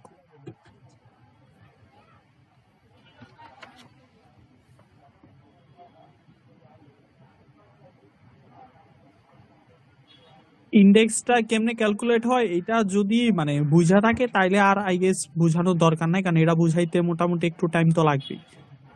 আর যদি না বুঝা যায় তাইলে বুঝে নিতে পারে এখন। আচ্ছা আর শর্টে এটা একটু বললে, স্লাইডেও বুঝা যায়, স্লাইডটা দেখলেও বুঝা যায় শর্টে যদি ক্যালকুলেশন। একটু বলি যে একটা হলো স্টক মার্কেটে তুমি যদি যা দেখো প্রাইস, এটা হলো কন্টিনিউয়াসলি চেঞ্জ হইতে থাকে, ঠিক আছে, সেম থাকে না। তো ধরো যেমন, তো একটা দুইটা প্রাইসকে ইম্পর্টেন্স দেওয়া হয়। একটা হলো যে দিনে যখন স্টক মার্কেটটা ট্রেডিং হওয়া শুরু হয়েছে তখন কত ছিল ইনিশিয়ালি প্রাইস, এবং যখন ক্লোজ হয়েছে তখন কত ছিল। তো একটা ধরো Dhaka stock exchange, Dhaka stock এক্সচেঞ্জে শুধুমাত্র দুটা কোম্পানি এক্সিস্ট করে, একটা হলো এবিসি কোম্পানি, একটা কোম্পানি হলো XYZ। তো এবিসি কোম্পানির ওই দিনের ওই পার্টিকুলার ডে এর ইনিশিয়াল প্রাইস ছিল 25 টাকা, দিন শেষে ছিল 30 টাকা, ঠিক আছে। এগুলো হলো নাম্বার অফ শেয়ারস, ঠিক আছে, নাম্বার অফ শেয়ারস 20টা হয়তো ট্রেড হইলো, এটা গুণ দিয়ে গুণ ফলে কত আসছে এই দুটো লেখছে এখানে আর কি। তো আরেকটা কোম্পানি XYZ কোম্পানির শেয়ারের ইনিশিয়াল প্রাইস 100 ছিল, ফাইনাল প্রাইস 90 টাকা ছিল। তা আমি ইন্ডেক্স ভ্যালুটা কেমনে বের করবো? আমার ইনিশিয়াল প্রাইসের এভারেজ যেটা 25 এবং 100 ভাগ 2, ঠিক আছে, এটা হলো আমার ইন্ডেক্সের ইনিশিয়াল ভ্যালু। তাহলে 25 প্লাস 100 ভাগ 2, আর আফটার প্রাইস চেঞ্জ মানে ফাইনাল ভ্যালু যেটা ইন্ডেক্সের ওই দিনের, সেটা হবে আমার ওই যে ফাইনাল প্রাইসের 30 প্লাস 90 সবগুলা প্রাইসের এভারেজ যদি আমি বের করে দিই তাহলে আমার আরেকটা ভ্যালু আসতেছে। সোজা কথায় ভ্যালু দেখে আমি কি বুঝতে পারতেছি? ভ্যালু থেকে বুঝতে পারতেছি যে ইন্ডেক্স ড্রপ করছে। দিন যখন শুরু হয়েছে সেই তুলনায় যখন শেষ হয়েছে সেই তুলনায় ইন্ডেক্স ড্রপ করছে 2.5 পয়েন্ট বা 4% ড্রপ করছে এখান থেকে এখানে আসার অর্থ, ঠিক আছে। তো স্টক স্প্লিট নিয়ে আমি এখন বলতেছি না, কারণ এটা তো এখন আলোচ্য বিষয় না, ঠিক আছে। তো এই ইন্ডেক্সের এটা একটা যেটা বললাম, এটা ক্যালকুলেশনের বিভিন্ন ওয়ে থাকে। যেমন একটা ওয়ে বললাম ডাইরেক্ট অ্যাভারেজ বের করা, এটা হলো তোমার প্রাইস ওয়েটেড ইন্ডেক্স, ঠিক আছে। আরেকটা হলো তোমার যেমন ভ্যালু ওয়েটেড ইন্ডেক্স, ঠিক আছে। ভ্যালু ওয়েটেড ইন্ডেক্সে করে কি, সবগুলো যোগ করলা ইনিশিয়াল ভ্যালু। কোনগুলা যোগ করে আমি দেখাই, কোনগুলা যোগ করে বলতে, এই দেখো ইনিশিয়াল প্রাইস তোমার 25 টাকা করেছিল, মার্কেটে ট্রেড হচ্ছে কয়টা শেয়ার, 20টা, তাহলে 25 ইন্টু 20 কত, ইনিশিয়াল ভ্যালু 500 টাকা। একইভাবে তোমার ফাইনাল প্রাইস 30 টাকা, মার্কেটের শেয়ার 20টা, তাহলে কত, 600 টাকা ফাইনাল ভ্যালু। তো এভাবে করে দুটো বের করে যোগ করে তোমার initial value total 600, final value total 690, ঠিক আছে। তো ভ্যালু ওয়েটেড ইন্ডেক্সে যেটা করা হয়, এই 600-কে 100 হিসেবে ধরা হয়, তাহলে ইন্ডেক্সের বেস ইন্ডেক্সের ভ্যালু সবসময় 100, এবং আফটার প্রাইস চেঞ্জ এই 690টা 600 এর কত পার্সেন্ট, 690 ডিভাইডেড বাই 600 ইন্টু 100 যদি দাও তাহলে দেখবা 115 আসবে। এই 115টা হলো তোমার নতুন ইন্ডেক্স, মানে 690 হলো 600 এর চেয়ে 1.15 গুণ বেশি। তাহলে তুমি যেহেতু বেস ইন্ডেক্স 100 ধরছো, 100 হচ্ছে 1.15 গুণ বেশি হবে কি নিউ ইন্ডেক্সটা 115 টাকা, টাকা না 115 আর কি, সোজা কথায় ইন্ডেক্সকে এভাবে টাকা হিসেবে বলে না। 100 হলো ইন্ডেক্স ছিল বেস ইন্ডেক্স, এবং দিন শেষে ইন্ডেক্স তোমার ছিল 115, ঠিক আছে। এটা দেখেও বুঝতে পারতেছো বাড়ছে। এরকম আরেকটা মেথড হয় ক্যালকুলেটর। তো ওই মেথড নিয়ে স্লাইডে এখানে ওয়েট, পাশে ওয়েট থাকে, এটা যেমন পাশে ওয়েট আছে, তো ওখানে মানে ইকুয়াল ওয়েট মেইনটেইন করা হয় এরকম কি জানি বলছিল, বাট এইখানে স্যারও ক্লাসে ওটা বলতেছিল, বাট স্যারের অডিও রেকর্ড শুনে বুঝলাম, বাট এখানে ওটা শোই করেনি, ঠিক আছে। তো স্যার তো এক্সেল থেকে দেখাইছে, ওই এক্সেল ফাইলটা ওপেন করলে হয়তো আমি পাবো। ওইটা মেইন বিষয় না এখন। ইন্ডেক্স ফান্ডে যেটা করা হয়, এটা কেন আসছিলাম এই আলোচনা, ইন্ডেক্স ফান্ড বুঝাইতে যায়। আচ্ছা, ইন্ডেক্স ঢাকা স্টক এক্সচেঞ্জ, ঠিক আছে। তো ঢাকা স্টক এক্সচেঞ্জে 50টা কোম্পানি আছে যারা লিস্টেড, যারা শেয়ার ওখানে ট্রেড করে, ঠিক আছে। তো তুমি হলো একটা ফান্ডে ইনভেস্টমেন্ট করবা, ঢাকা স্টক এক্সচেঞ্জ না, যেমন মিউচুয়াল ফান্ডে ইনভেস্টমেন্ট করো, এমনি একটা ফান্ডে ইনভেস্টমেন্ট করো। তো তুমি একটা ফান্ডে ইনভেস্টমেন্ট করতেছো, যেই ফান্ডটা হলো ইন্ডেক্স ফান্ড। ওই ইন্ডেক্স ফান্ডের কাজ কি, তোমার টাকাগুলোকে একসাথে করে কোন জায়গায় ইনভেস্টমেন্ট করে, সে ওই 50টা কোম্পানিতে ইনভেস্টমেন্ট করে, ঠিক আছে।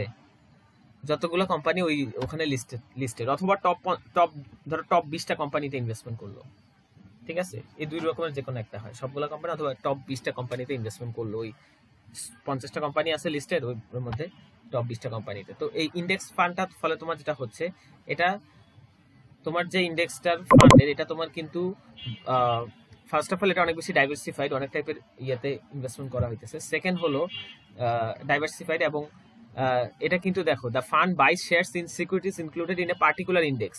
ঢাকা স্টক এক্সচেঞ্জ ইন্ডেক্সের যে সিকিউরিটিজ আছে ওগুলা কিনতেছে এই ইন্ডেক্স ফান্ডে তোমার টাকা দিয়ে, মানে তোমার মতো আরো 10 জন ইনভেস্টরের টাকা দিয়ে, ঠিক আছে, in proportion to each securities representation in that index, ঠিক আছে। তো একটা আনুপাতিক হারে কিনে আর কি ওই ইন্ডেক্সে। ধরো এই যেমন আমি প্রপোর্শন কেমনে, প্রপোর্শন আমি বুঝাই, এই দেখো এটা টোটাল 690 এর মধ্যে এবিসি কোম্পানির কত ছিল 600, আর এক্সওয়াইজেড কোম্পানির কত ছিল 90। তাহলে 690 এর কত পার্সেন্ট, ধরো 90%, আর এটা হলো 10%। তার অর্থ তুমি যদি 1000 টাকা ইনভেস্টমেন্ট করো, 1000 টাকা 90% টাকা সে এবিসি কোম্পানির স্টক ইনভেস্টমেন্ট করবে, 10% টাকা সে এক্সওয়াইজেড কোম্পানির স্টক ইনভেস্টমেন্ট করবে, ঠিক আছে। তারপর তুমি যে রিটার্নটা পাবা সেই রিটার্নটা তোমাকে দিবে তোমার অংশটুকু, ঠিক আছে।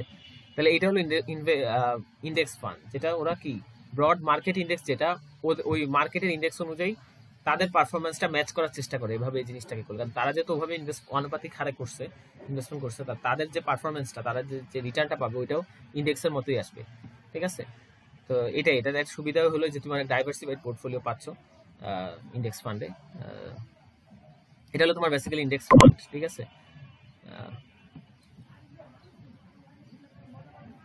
আচ্ছা, how funds are sold, fund কেমনে বিক্রি করা হয়। এখানে খুব বেশি মানে এমন কিছু লেখেনি যেটা বুঝবা না। এখানে বলছে যে আন্ডার রাইটার বা ব্রোকারকে দিয়ে বিক্রি করানো যায়, তো এটা বলছে। তারপর direct marketed funds are sold through mail, various office of the fund, phone, investors contact the fund directly to purchase the shares. এগুলো নিজে পড়লে বুঝবে, এখানে ওরকম কিছু নাই, নর্মাল কিছু কথা বলছে যে এভাবে বিক্রি করতে পারে। আচ্ছা, কি ধরনের কস্ট হতে পারে মিউচুয়াল ফান্ডে ইনভেস্টমেন্ট করতে যায়, ঠিক আছে। একটা যায় তোমার অপারেটিং এক্সপেন্স, ঠিক আছে। অপারেটিং এক্সপেন্স হলো এই যে তুমি ফান্ডে ইনভেস্টমেন্ট করতেছো, তাদের একটা কাজ আছে, ঠিক আছে। তাদের হলো এই প্রতিনিয়ত জিনিসগুলো ট্র্যাক করতে হয়, ঠিক আছে, যে কোন সিকিউরিটিজ মার্কেটে এখন কি অবস্থা, তোমার ফান্ডগুলো ম্যানেজ করতে হয়, সঠিকগুলো জায়গাকে সঠিক জায়গায় পৌঁছায় দিতে হয়। সো সব মিলায়া তাদের একটা কস্টিং আছে। সো এই অ্যাডমিনিস্ট্রেটিভ এক্সপেন্স এবং অ্যাডভাইজরি ফিজ, হ্যাঁ, যেটা ইনভেস্টমেন্ট ম্যানেজারের যে ফিজগুলো, এগুলা তারা কোত্থেকে কাটে, এটা হলো তোমাকে, তুমি যে টাকাটা ইনভেস্টমেন্ট করো, ঠিক আছে, তোমার জন্য এটা কিন্তু আলাদা করে আবার বিল ধরায় দেয় যে আলাদা একটা টাকা দাও ফি হিসেবে, এরকম না। যাতে তুমি যে টাকাটা ইনভেস্টমেন্ট করছো সেখান থেকে একটা অংশ তারা কেটে নেয়, ঠিক আছে। তো this expense usually express as a percentage of total asset under management, May range from, এই যে share holders pay for this expense through the reduce value of the portfolio. তো তোমার যে ইনভেস্টমেন্টটা করবা সেখান থেকে একটা অংশ এক্সপেন্স হিসেবে কেটে নেবে, বাকি টাকাটা তারা ইয়ে করবে। তো এটা হলো অপারেটিং এক্সপেন্স। আর নো লেট ফান্ড হলো তোমার, তো বলছি নো লেট ফান্ড তুমি কেনা বেচায় তোমার ওখানে কোনো ইন্ট্রি এক্সিট ব্যারিয়ার নাই, ঠিক আছে। বাট অন্য একটা ফি চার্জ করবে, annual fee based on a percentage of the funds net asset value, এটা থাকবে অবশ্যই, সেটা বলছে। আর ফ্রন্ট ডেটটা হলো তোমার যেটা, এটা খুব সম্ভবত এন্ট্রি, হ্যাঁ এন্ট্রি লোড, ঠিক আছে। ঢুকতে গেলে তোমার ওই ব্রোকারকে একটু বাড়তি টাকা দেওয়ার লাগতেছে, নেট অ্যাসেট ভ্যালু হচ্ছে, ওটা হলো ফ্রন্ট ডেট। মিউচুয়াল ফান্ডে তুমি ঢুকতেছো, আবার বের হয়ে যেতে চাচ্ছ, তখন তোমার যেইটা নেট অ্যাসেট ভ্যালু ওই প্রাইস পাচ্ছ না, একটু কম দামে তুমি একটা পার্সেন্টেজ পয়েন্ট ফ্রি দেওয়ার লাগতেছে, ওইটা দেওয়ার পর তুমি বাকি কম যে টাকাটা ওই একটু কম দামে তুমি সেল করতে পারতেছো, ওই টাকাটা হলো তোমার back end load. 12B1 charges, এটার নাম এরকম অদ্ভুত কেন রাখছে জানি না, বাট এটা খুঁজে দেখে যেটা বুঝলাম এটা নর্মাল কিছু কস্ট আর কি, অপারেটিং এক্সপেন্সের মতো আর কি, কিছু distribution cost such as advertising, promotion, literature, commissions paid to broker, so এগুলাই আর কি 12B1 চার্জেস, হ্যাঁ। আচ্ছা, fees and mutual fund return, mutual fund থেকে কি পরিমাণ রিটার্ন পাচ্ছ এটা কেমনে ক্যালকুলেট করতে পারো। এটা হলো তোমার net asset value 1, net asset value 0, ঠিক আছে, মানে change in net asset value, initially কত ছিল এবং পরে কত হয়েছে। তো যদি নেট অ্যাসেট ভ্যালু বাড়ে পরে তোমার, তাহলে এটা তোমার জন্য অবশ্যই গেইন আর কি, ঠিক আছে। ধরো একটা নেট অ্যাসেট, আচ্ছা এই যে if A fund has a initial net asset value of $20, ঠিক আছে, at the start of the month, makes income distribution, end দেখো এন্ড লেখা আছে, এই যে ends the month with net asset value of 20.10, ঠিক আছে। তো দেখো তোমার এই যে এন্ডিং প্রাইস থেকে বিগিনিং নেট অ্যাসেট ভ্যালু বাদ যাচ্ছে, যে change in net asset value কত বাড়ছে ওটা তোমার জন্য গেইন, প্লাস হলো ক্যাপিটাল গেইন যে ডিস্ট্রিবিউশন হয়েছে অন্য যে গেইনগুলো আছে, আর ইনকাম ডিস্ট্রিবিউশন বাবদ 0.15, এই সবগুলো গেইন যোগ করে সেটাকে অ্যাজ এ পার্সেন্টেজ অফ তোমার ওই প্রিভিয়াস যে ইনিশিয়াল নেট অ্যাসেট ভ্যালু ছিল সেটার পার্সেন্টেজ হিসেবে বের করে দেখছে, যে রেট অফ রিটার্ন তোমার 1.5%, ঠিক আছে। তো এটা তুমি ক্যালকুলেট করতে পারো, জাস্ট তোমার যে তোমার মিউচুয়াল ফান্ড থেকে কি পরিমাণ রিটার্ন আসছে, রিটার্নটা বের করার জন্য।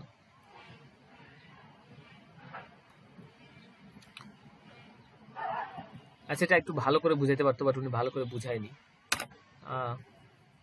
যাই হোক, এখানে আচ্ছা আগে এটা করি, তারপর এটা নিয়ে বলতেছি। আমি নিজে, উনি ভালো বুঝাইলে আমিও আরো ভালো বুঝতাম। যাই হোক, to see how expenses can affect rate of return, consider a fund with $100 million in asset at the start of the year with 10 million shares outstanding। ঠিক আছে, হ্যাঁ লাইবিলিটি নিয়ে কেন জানি কিছু বলেনি, বাট ধরো আচ্ছা যাই হোক, ধরো লাইবিলিটি নাই, ঠিক আছে। তো একটা ফান্ডে যেটার 100 মিলিয়ন অ্যাসেট ছিল ইয়ারের শুরুতে এবং 10 মিলিয়ন শেয়ার আউটস্ট্যান্ডিং ছিল, ঠিক আছে, নাম্বার অফ শেয়ারস আউটস্ট্যান্ডিং। তাহলে নেট অ্যাসেট ভ্যালু কেমনে বের করবা? অ্যাসেটকে তুমি নাম্বার অফ শেয়ারস আউটস্ট্যান্ডিং দিয়ে ভাগ দিবা। লাইবিলিটি নিয়ে কিছু বলেনি কেন আমি জানি না, ঠিক আছে। তো ভাগ দিলে ধরো নাই লাইবিলিটি, ঠিক আছে, তো কত আসে? 100 ভাগ 10 হইলে তাহলে তোমার নেট অ্যাসেট ভ্যালু আসে 10 টাকা আসে, ঠিক আছে। যেটা তোমার বুঝাচ্ছে যে তোমার নেট অ্যাসেট এরকম, নেট অ্যাসেট ভ্যালু বাড়ার ফলে তোমার যে গেইনটা হয়েছে, ঠিক আছে, এটাকে অ্যাজ এ পার্সেন্টেজ হিসেবে লিখছে আর কি, যে তোমার 100 থেকে, আচ্ছা এটা নিয়ে এখনো লেখেনি পার্সেন্টেজ। যাই হোক, the fund invests in a portfolio stock that provides no income but increase in value by 10%, ঠিক আছে। তো তুমি যে 100 মিলিয়ন অ্যাসেটের মিউচুয়াল ফান্ডে ইনভেস্টমেন্ট করছো, এটার বিগিনিং নেট অ্যাসেট ভ্যালু হলো 100 এবং এন্ডিংটা হবে তোমাকে শুধু 10% ইনক্রিজ হবে ভ্যালুতে, এছাড়া অন্য কোনো প্রফিট বা ইনকাম তোমাকে দিবে না। তার অর্থ বিগিনিং যদি 100 হয়, এন্ডিং হবে তোমার 110, ঠিক আছে। তাহলে তোমার ইনিশিয়াল নেট অ্যাসেট ভ্যালু কত হবে? ইনিশিয়াল ভ্যালু ছিল 100, ছিল 100কে 10 মিলিয়ন শেয়ার সংখ্যা দিয়ে ভাগ দিচ্ছ আর কি, অ্যাসেটকে শেয়ার সংখ্যা দিয়ে, ইনিশিয়াল অ্যাসেটকে তুমি শেয়ার সংখ্যা দিয়ে ভাগ দিয়ে, তাহলে তোমার ইনিশিয়াল নেট অ্যাসেট ভ্যালু আসতেছে $10, 10 টাকা পার শেয়ার, ঠিক আছে। এখন যদি কোনো চার্জ না থাকে, সেক্ষেত্রে তুমি হিসাব করে দেখতেছো যে এন্ডিং এ কত হচ্ছে তোমার, এই 100 মিলিয়ন আরো 10% বাড়বে, তাহলে 110 মিলিয়ন হয়ে যাচ্ছে নেট অ্যাসেট ভ্যালু। এটাকে যদি তুমি 10 দিয়ে ভাগ দাও, ঠিক আছে, 10 মিলিয়ন শেয়ার মানে শেয়ার সংখ্যা দিয়ে ভাগ দিলে, তাহলে তোমার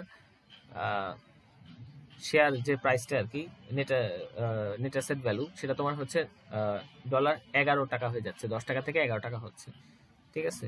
মানে এটা বিক্রি করলে 11 টাকায় মার্কেটে বিক্রি করতে পারবে আর কি। ওপেন এন্ড ফান্ড হলে তো সাথে সাথেই বিক্রি করতে পারবা, আর যদি মানে মার্কেটেও বিক্রি করা লাগবে না, তোমার ওই যে যাদের কাছ থেকে কিনছো সোজা কথা তাদেরকেই বিক্রি করে দিতে পারবা, আর ক্লোজ এন্ড হলে মেয়াদের শেষে পারবা আর কি তাদেরকে করে দিতে। তো এখানে বলছে যে however the expense ratio of the fund is 1%, এই যে এক্সপেন্স রেশিও 1%, 12B1 ফিজ, ওই ফিজটা ইনক্লুড করে 1% আসতেছে এক্সপেন্স রেশিও। তাহলে এক্সপেন্স রেশিও যদি 1% হয়, তাহলে তোমার এক্সপেন্স রেশিওটা হবে, এটা ইয়ের উপর হবে খুব সম্ভবত, ইনিশিয়াল যে ভ্যালুটা ছিল, ইনিশিয়াল ভ্যালু ছিল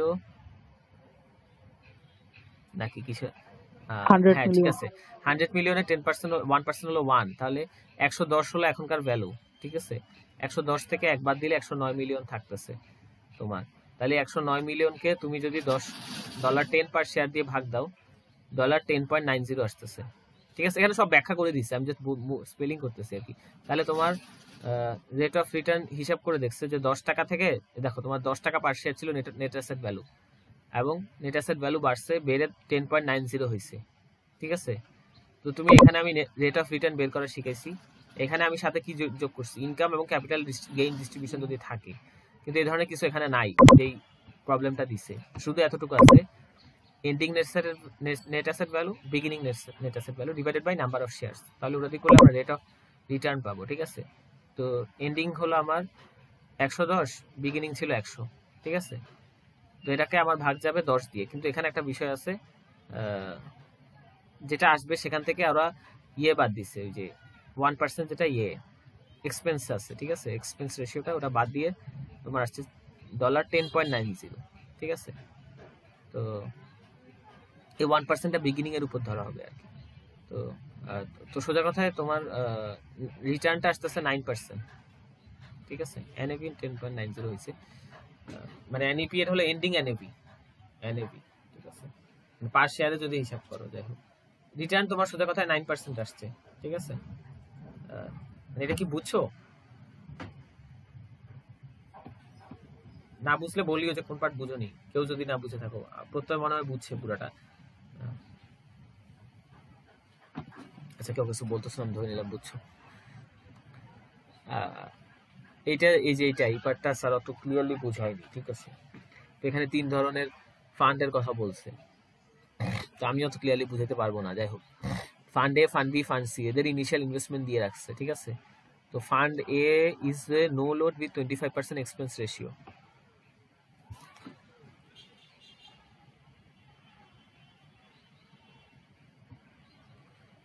নো লোড মানে ওই তোমার কোনো চার্জ লাগতেছে না, আচ্ছা সেলস। এইটা আমার একটু মনে আছে হ্যাঁ বলো, বুঝাও, সমস্যা নাই। ক্লাসেরটা। হ্যাঁ এটার বলো। কাহিনীটা হইলো যে নো লোড যেটা 25% এক্সপেন্স রেশিও যেটা বলছে, এটা হইলো গিয়া যে একদম মানে তুমি যে টাকাটা ইনভেস্ট করতেছো ওই টাকা মানে যে টাকাটা ব্রোকাররা দিতেছো ওই টাকাটা ওরা ইনভেস্ট করতেছে, আর ওইটার উপর যখন তুমি এক্সিট নিতেছো তখন ওটার উপর একটা কষ্ট দিতে হইতাছে। এক্সিট এটা কেন হলো দিতে হবে? কাহিনী। এক্সিটে তো লাগতেছে না, নো লোড বলে এক্সিট দিছে। না মানে কি কই 0.25% যেটা এটা হলো প্রতি মানে পিরিয়ডের এন্ডে আর কি। হ্যাঁ হ্যাঁ হ্যাঁ, ওটা প্রতি বলতে পারো, এন্ডে পিরিয়ডের টাকা, এন্ডে। এন্ডে টাকা কাটতেছে, এটা তো এক্সিটের হ্যাঁ ফি না, ওই যেমন তো অ্যাডমিনিস্ট্রেশন ফান্ড ফি ওই টাইপের ফি আর ফান্ড কি। বি ও সেম কাহিনী, ফান্ড সি ও সেম না, ফান্ড সি এর ক্ষেত্রে হইতেছে পারচেজের ক্ষেত্রে 6% লোড দেওয়া হইতেছে, মানে 100 টাকা যদি আমি করতেছি ইনভেস্ট ওদেরকে দিতেছি, তাইলে ওরা 94 টাকা ইনভেস্ট করতেছে, 6 টাকা ওরা রেখা দিতেছে, এবং ওদের প্রত্যেক পিরিয়ডের এন্ডে 0.8% করে এক্সপেন্স রেট আছে।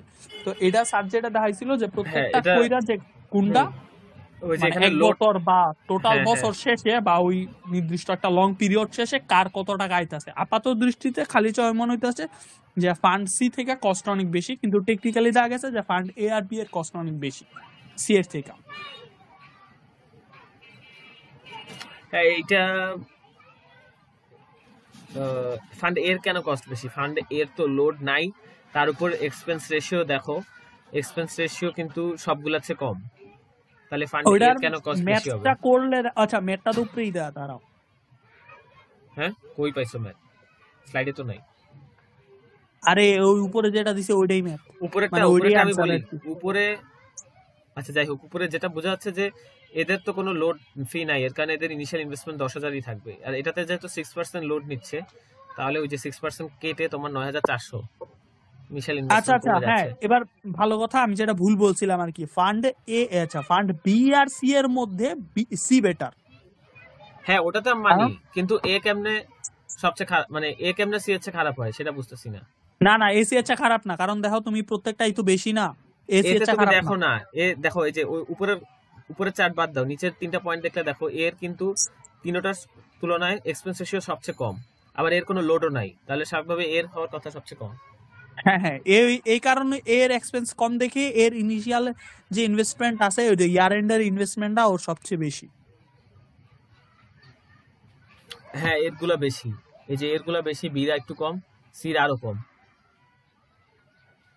না সি এর চেয়ে বেশি, সি বি এর চেয়ে বেশি। কই দেখো এগুলা কম তো, না না দেখো তুমি দেখো না, সির গুলা কম দেখাচ্ছে। সি এর গুলা দেখো, সি এর লাস্টেরটা কত 54,000, বি এরটা কত 53,000। তার আগেরটা দাও, একটা হলো 35 192, তার আগেরটা হলো 35 194। লাস্টের দুইটাতে সি বেটার, কিন্তু আগের গুলা দেখো বি বেটার, আগের গুলা দেখো বি বেটার।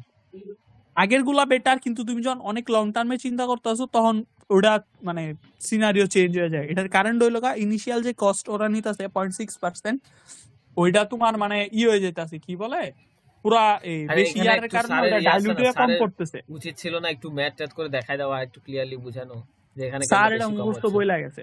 স্যার তখন ভাই পুরো বিরক্ত, স্যার কেমনি, স্যার তো কয় নেই কিছু, স্যার ক্লাসে দেখতেছি স্যার বিরক্ত আমাদের উপর। উনি তো এমনি ভালো বুঝায় না, ওনারা তো বিরক্ত থাকার কি, উনি এমনি যেভাবে সবাইকে দাঁড়ায় দাঁড়ায় পড়া ধরতেছে এমনি তো ভালো বোঝায় না। যাই হোক, বোঝানো বলতে ওনার অ্যাকসেন্ট ঠিক কেমন জানি একসাথে বলতে থাকে তা না। আচ্ছা যেটুক বুঝছো আই থিঙ্ক বুঝাইছে ভালো, সো ওইটাই আর কি, আর এর চেয়ে বেশি কে বুঝাবে, স্যারকে লাগলে কোনো কোশ্চেন করি। Taxation of mutual fund income, এখানে তেমন কিছু বলেনি, যে তোমার মিউচুয়াল ফান্ড থেকে যেমন ট্যাক্সেশনে যে পড়ছিলেন না, income from interest on securities, তো বিভিন্ন সিকিউরিটিজ যখন ইনভেস্টমেন্ট করো তো সেখান থেকে যে ইন্টারেস্ট পাও সেটার উপর তোমার একটা ট্যাক্স দিতে হয়, কিছু কিছু সিকিউরিটির উপর, সরি অনেক সিকিউরিটির উপর দেওয়া লাগে, কিছুর উপর দেওয়া লাগে না। মিউচুয়াল ফান্ডের ক্ষেত্রে তোমার যেটা বলছে যে ওরকম কিছু বলেনি, ওটা বলছে যে ক্যাপিটাল গেইন যদি হয় বা ডিভিডেন্ড যদি পাও ইনভেস্টররা, সেইটার উপর তোমার ট্যাক্স দিতে হবে। So a fund short term capital gain, long term capital gain and dividends are pass through investor, যেটাকে ওগুলোর উপর তোমার পাইলে সেগুলোর উপর ট্যাক্স দিতে হবে। ক্যাপিটাল গেইন তো বুঝোই, কম দামে লং টার্ম শেয়ার কিনে বেশি দামে বিক্রি করে দিলা। লং টার্মের কিছু না, শেয়ার কেনা বেচা ক্যাপিটাল গেইনের মধ্যে পড়ে। Capital gain on sell of shares 5% 10% এরকম দেওয়া আছে, খেয়াল আছে। যাই হোক, এইটাই মেইন কথা হলো এই স্লাইডের। পারফরমেন্স এ ফার্স্ট লুকের কি কোনো কিছু একটু আমি পড়ে নিই, আর এটাতে কিছু আছে অ্যাকচুয়ালি বোঝানোর মতো। এই লাস্ট 3 স্লাইডে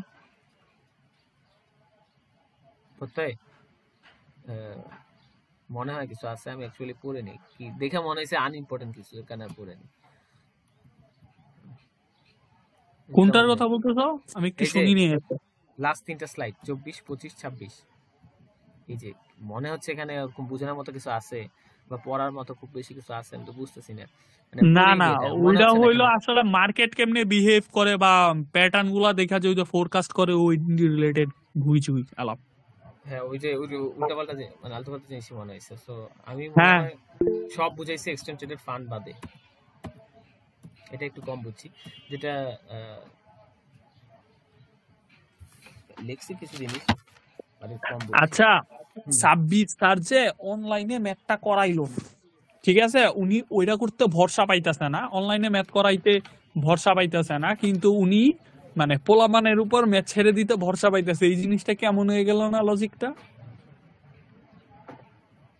ম্যাথ সলিউশন আছে তো, না বুঝলে সলিউশন মিলাই দে, কারণ চ্যাপ্টারের কনসেপ্ট বুঝলে ম্যাথ পারবা তো। তোমাকে তো আমি বুঝাই দিছি ট্রেজারি বিলের ওই ক্যালকুলেশনগুলো কেমনে করছে, এগুলা বোঝার জন্য আমার অনেকক্ষণ সময় ব্যয় করা লাগছে। ভাই লেখা রাখছে, তুমি আমারে বুঝাই দিছো বা শোনো না, ওখানে লেখা রাখছে বিড এবং আস্ক, একটু কষ্ট করে লিখবা বিড ইয়েল্ড এবং আস্ক ইয়েল্ড, দেখলে তো যে কেউ মনে করতেছে এটা বিড প্রাইস আর আস্ক প্রাইস। সেটাই তো সমস্যা, সাতটা বইলা দেয়নি। স্যার বলবে কেন এখানে এটা এভাবে কোড করে, বোঝাও তো যায় না যে এটা প্রাইস লেখছে না পার্সেন্টেজ লেখছে। আচ্ছা, ওদের ওইটা ওইরকম স্টাইল হইতে পারে যে এই জিনিসটা এমনি লেখে, বাট স্যারের বইলা দেওয়া উচিত ছিল যে এই বিড মানে কিন্তু এই বিড বুঝাইতেছে না, এই বিড মানে এইটা, আর এই আজকা মানে এই আজকা বুঝাইতেছে। স্যার এটা বলে দেওয়া উচিত ছিল। ওটা বিড আস্ক ঠিক লিখাই যদি লিখাই যদি থাকতো তাহলে আর টিচারের দরকার কি? ওটা বিড আস্ক ঠিক লেখছে, কিন্তু ওটা বিড আস্ক প্রাইস না, ওটা হলো বিড আর আস্ক ইয়েল্ড। আরে ভাই, আমি বলতেছি সব যদি লিখাই থাকতো তাহলে তো আর স্যারের দরকার পড়ে না, ঠিক না?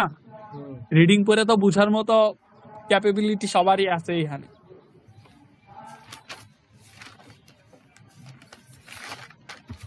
যাই হোক, আজকে তো তাহলে শেষই নাকি আর কিছু বাকি আছে? একটা টপিক বাকি আছে, তো বললে ওটা ট্রাই করে ওকে, এক্সচেঞ্জ ট্রেডেড ফান্ড আছে শুধু, এই যে আমি ওপেন করছি ওটা আগে দিয়ে ইচ্ছা করে স্কিপ করে গেছি, কারণ মনে হয়েছে জিনিসটা একটু কমপ্লিকেটেড, ওটা প্লাস্টিক বুঝে।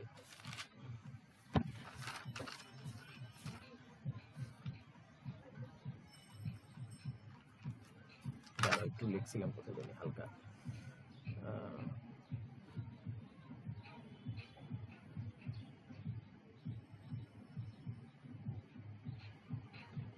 এটা নিয়ে আমি অত ডিটেলসে বলবো না, কারণ আমি অত ভালো বুঝিনি। তোমরা একটু জিনিসটা ঘাটাঘাটি করে নিও, একটু বোঝার চেষ্টা, দরকার হলে কোনো ভিডিও দেখে বোঝার চেষ্টা করো। ইটিএফটা বলছে যে ট্রেডিংটা হয়, দাঁড়াও দেখি স্লাইডে কি লেখা আছে। Are generally structure as open end funds, ঠিক আছে।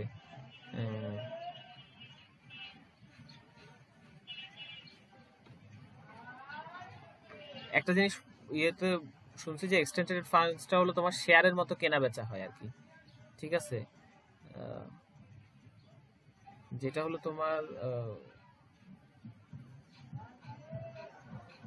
থাক, আমি যা বুঝছি তাও আমি দেখা যাবে অত ভালো বুঝাইতে পারবো না, ঠিক আছে। তোমরা নিজেরা পড়ে নিও, আমি নোটও তো দিব, সমস্যা নেই, দরকার নোটও পড়িও বা বইটা পড়িও, এটা থাক থাক, সব তো বুঝাইছি, এটা তো সমস্যা নাই, এটা থাক। ঠিক আছে, তাহলে রাখি। থ্যাঙ্কস। সমস্যা নেই, থ্যাঙ্কস। এই কোর্সটা শোনো, এটা আমাদের একটু এফোর্ট দিতে হবে, এই গেছে গা, যাই হোক।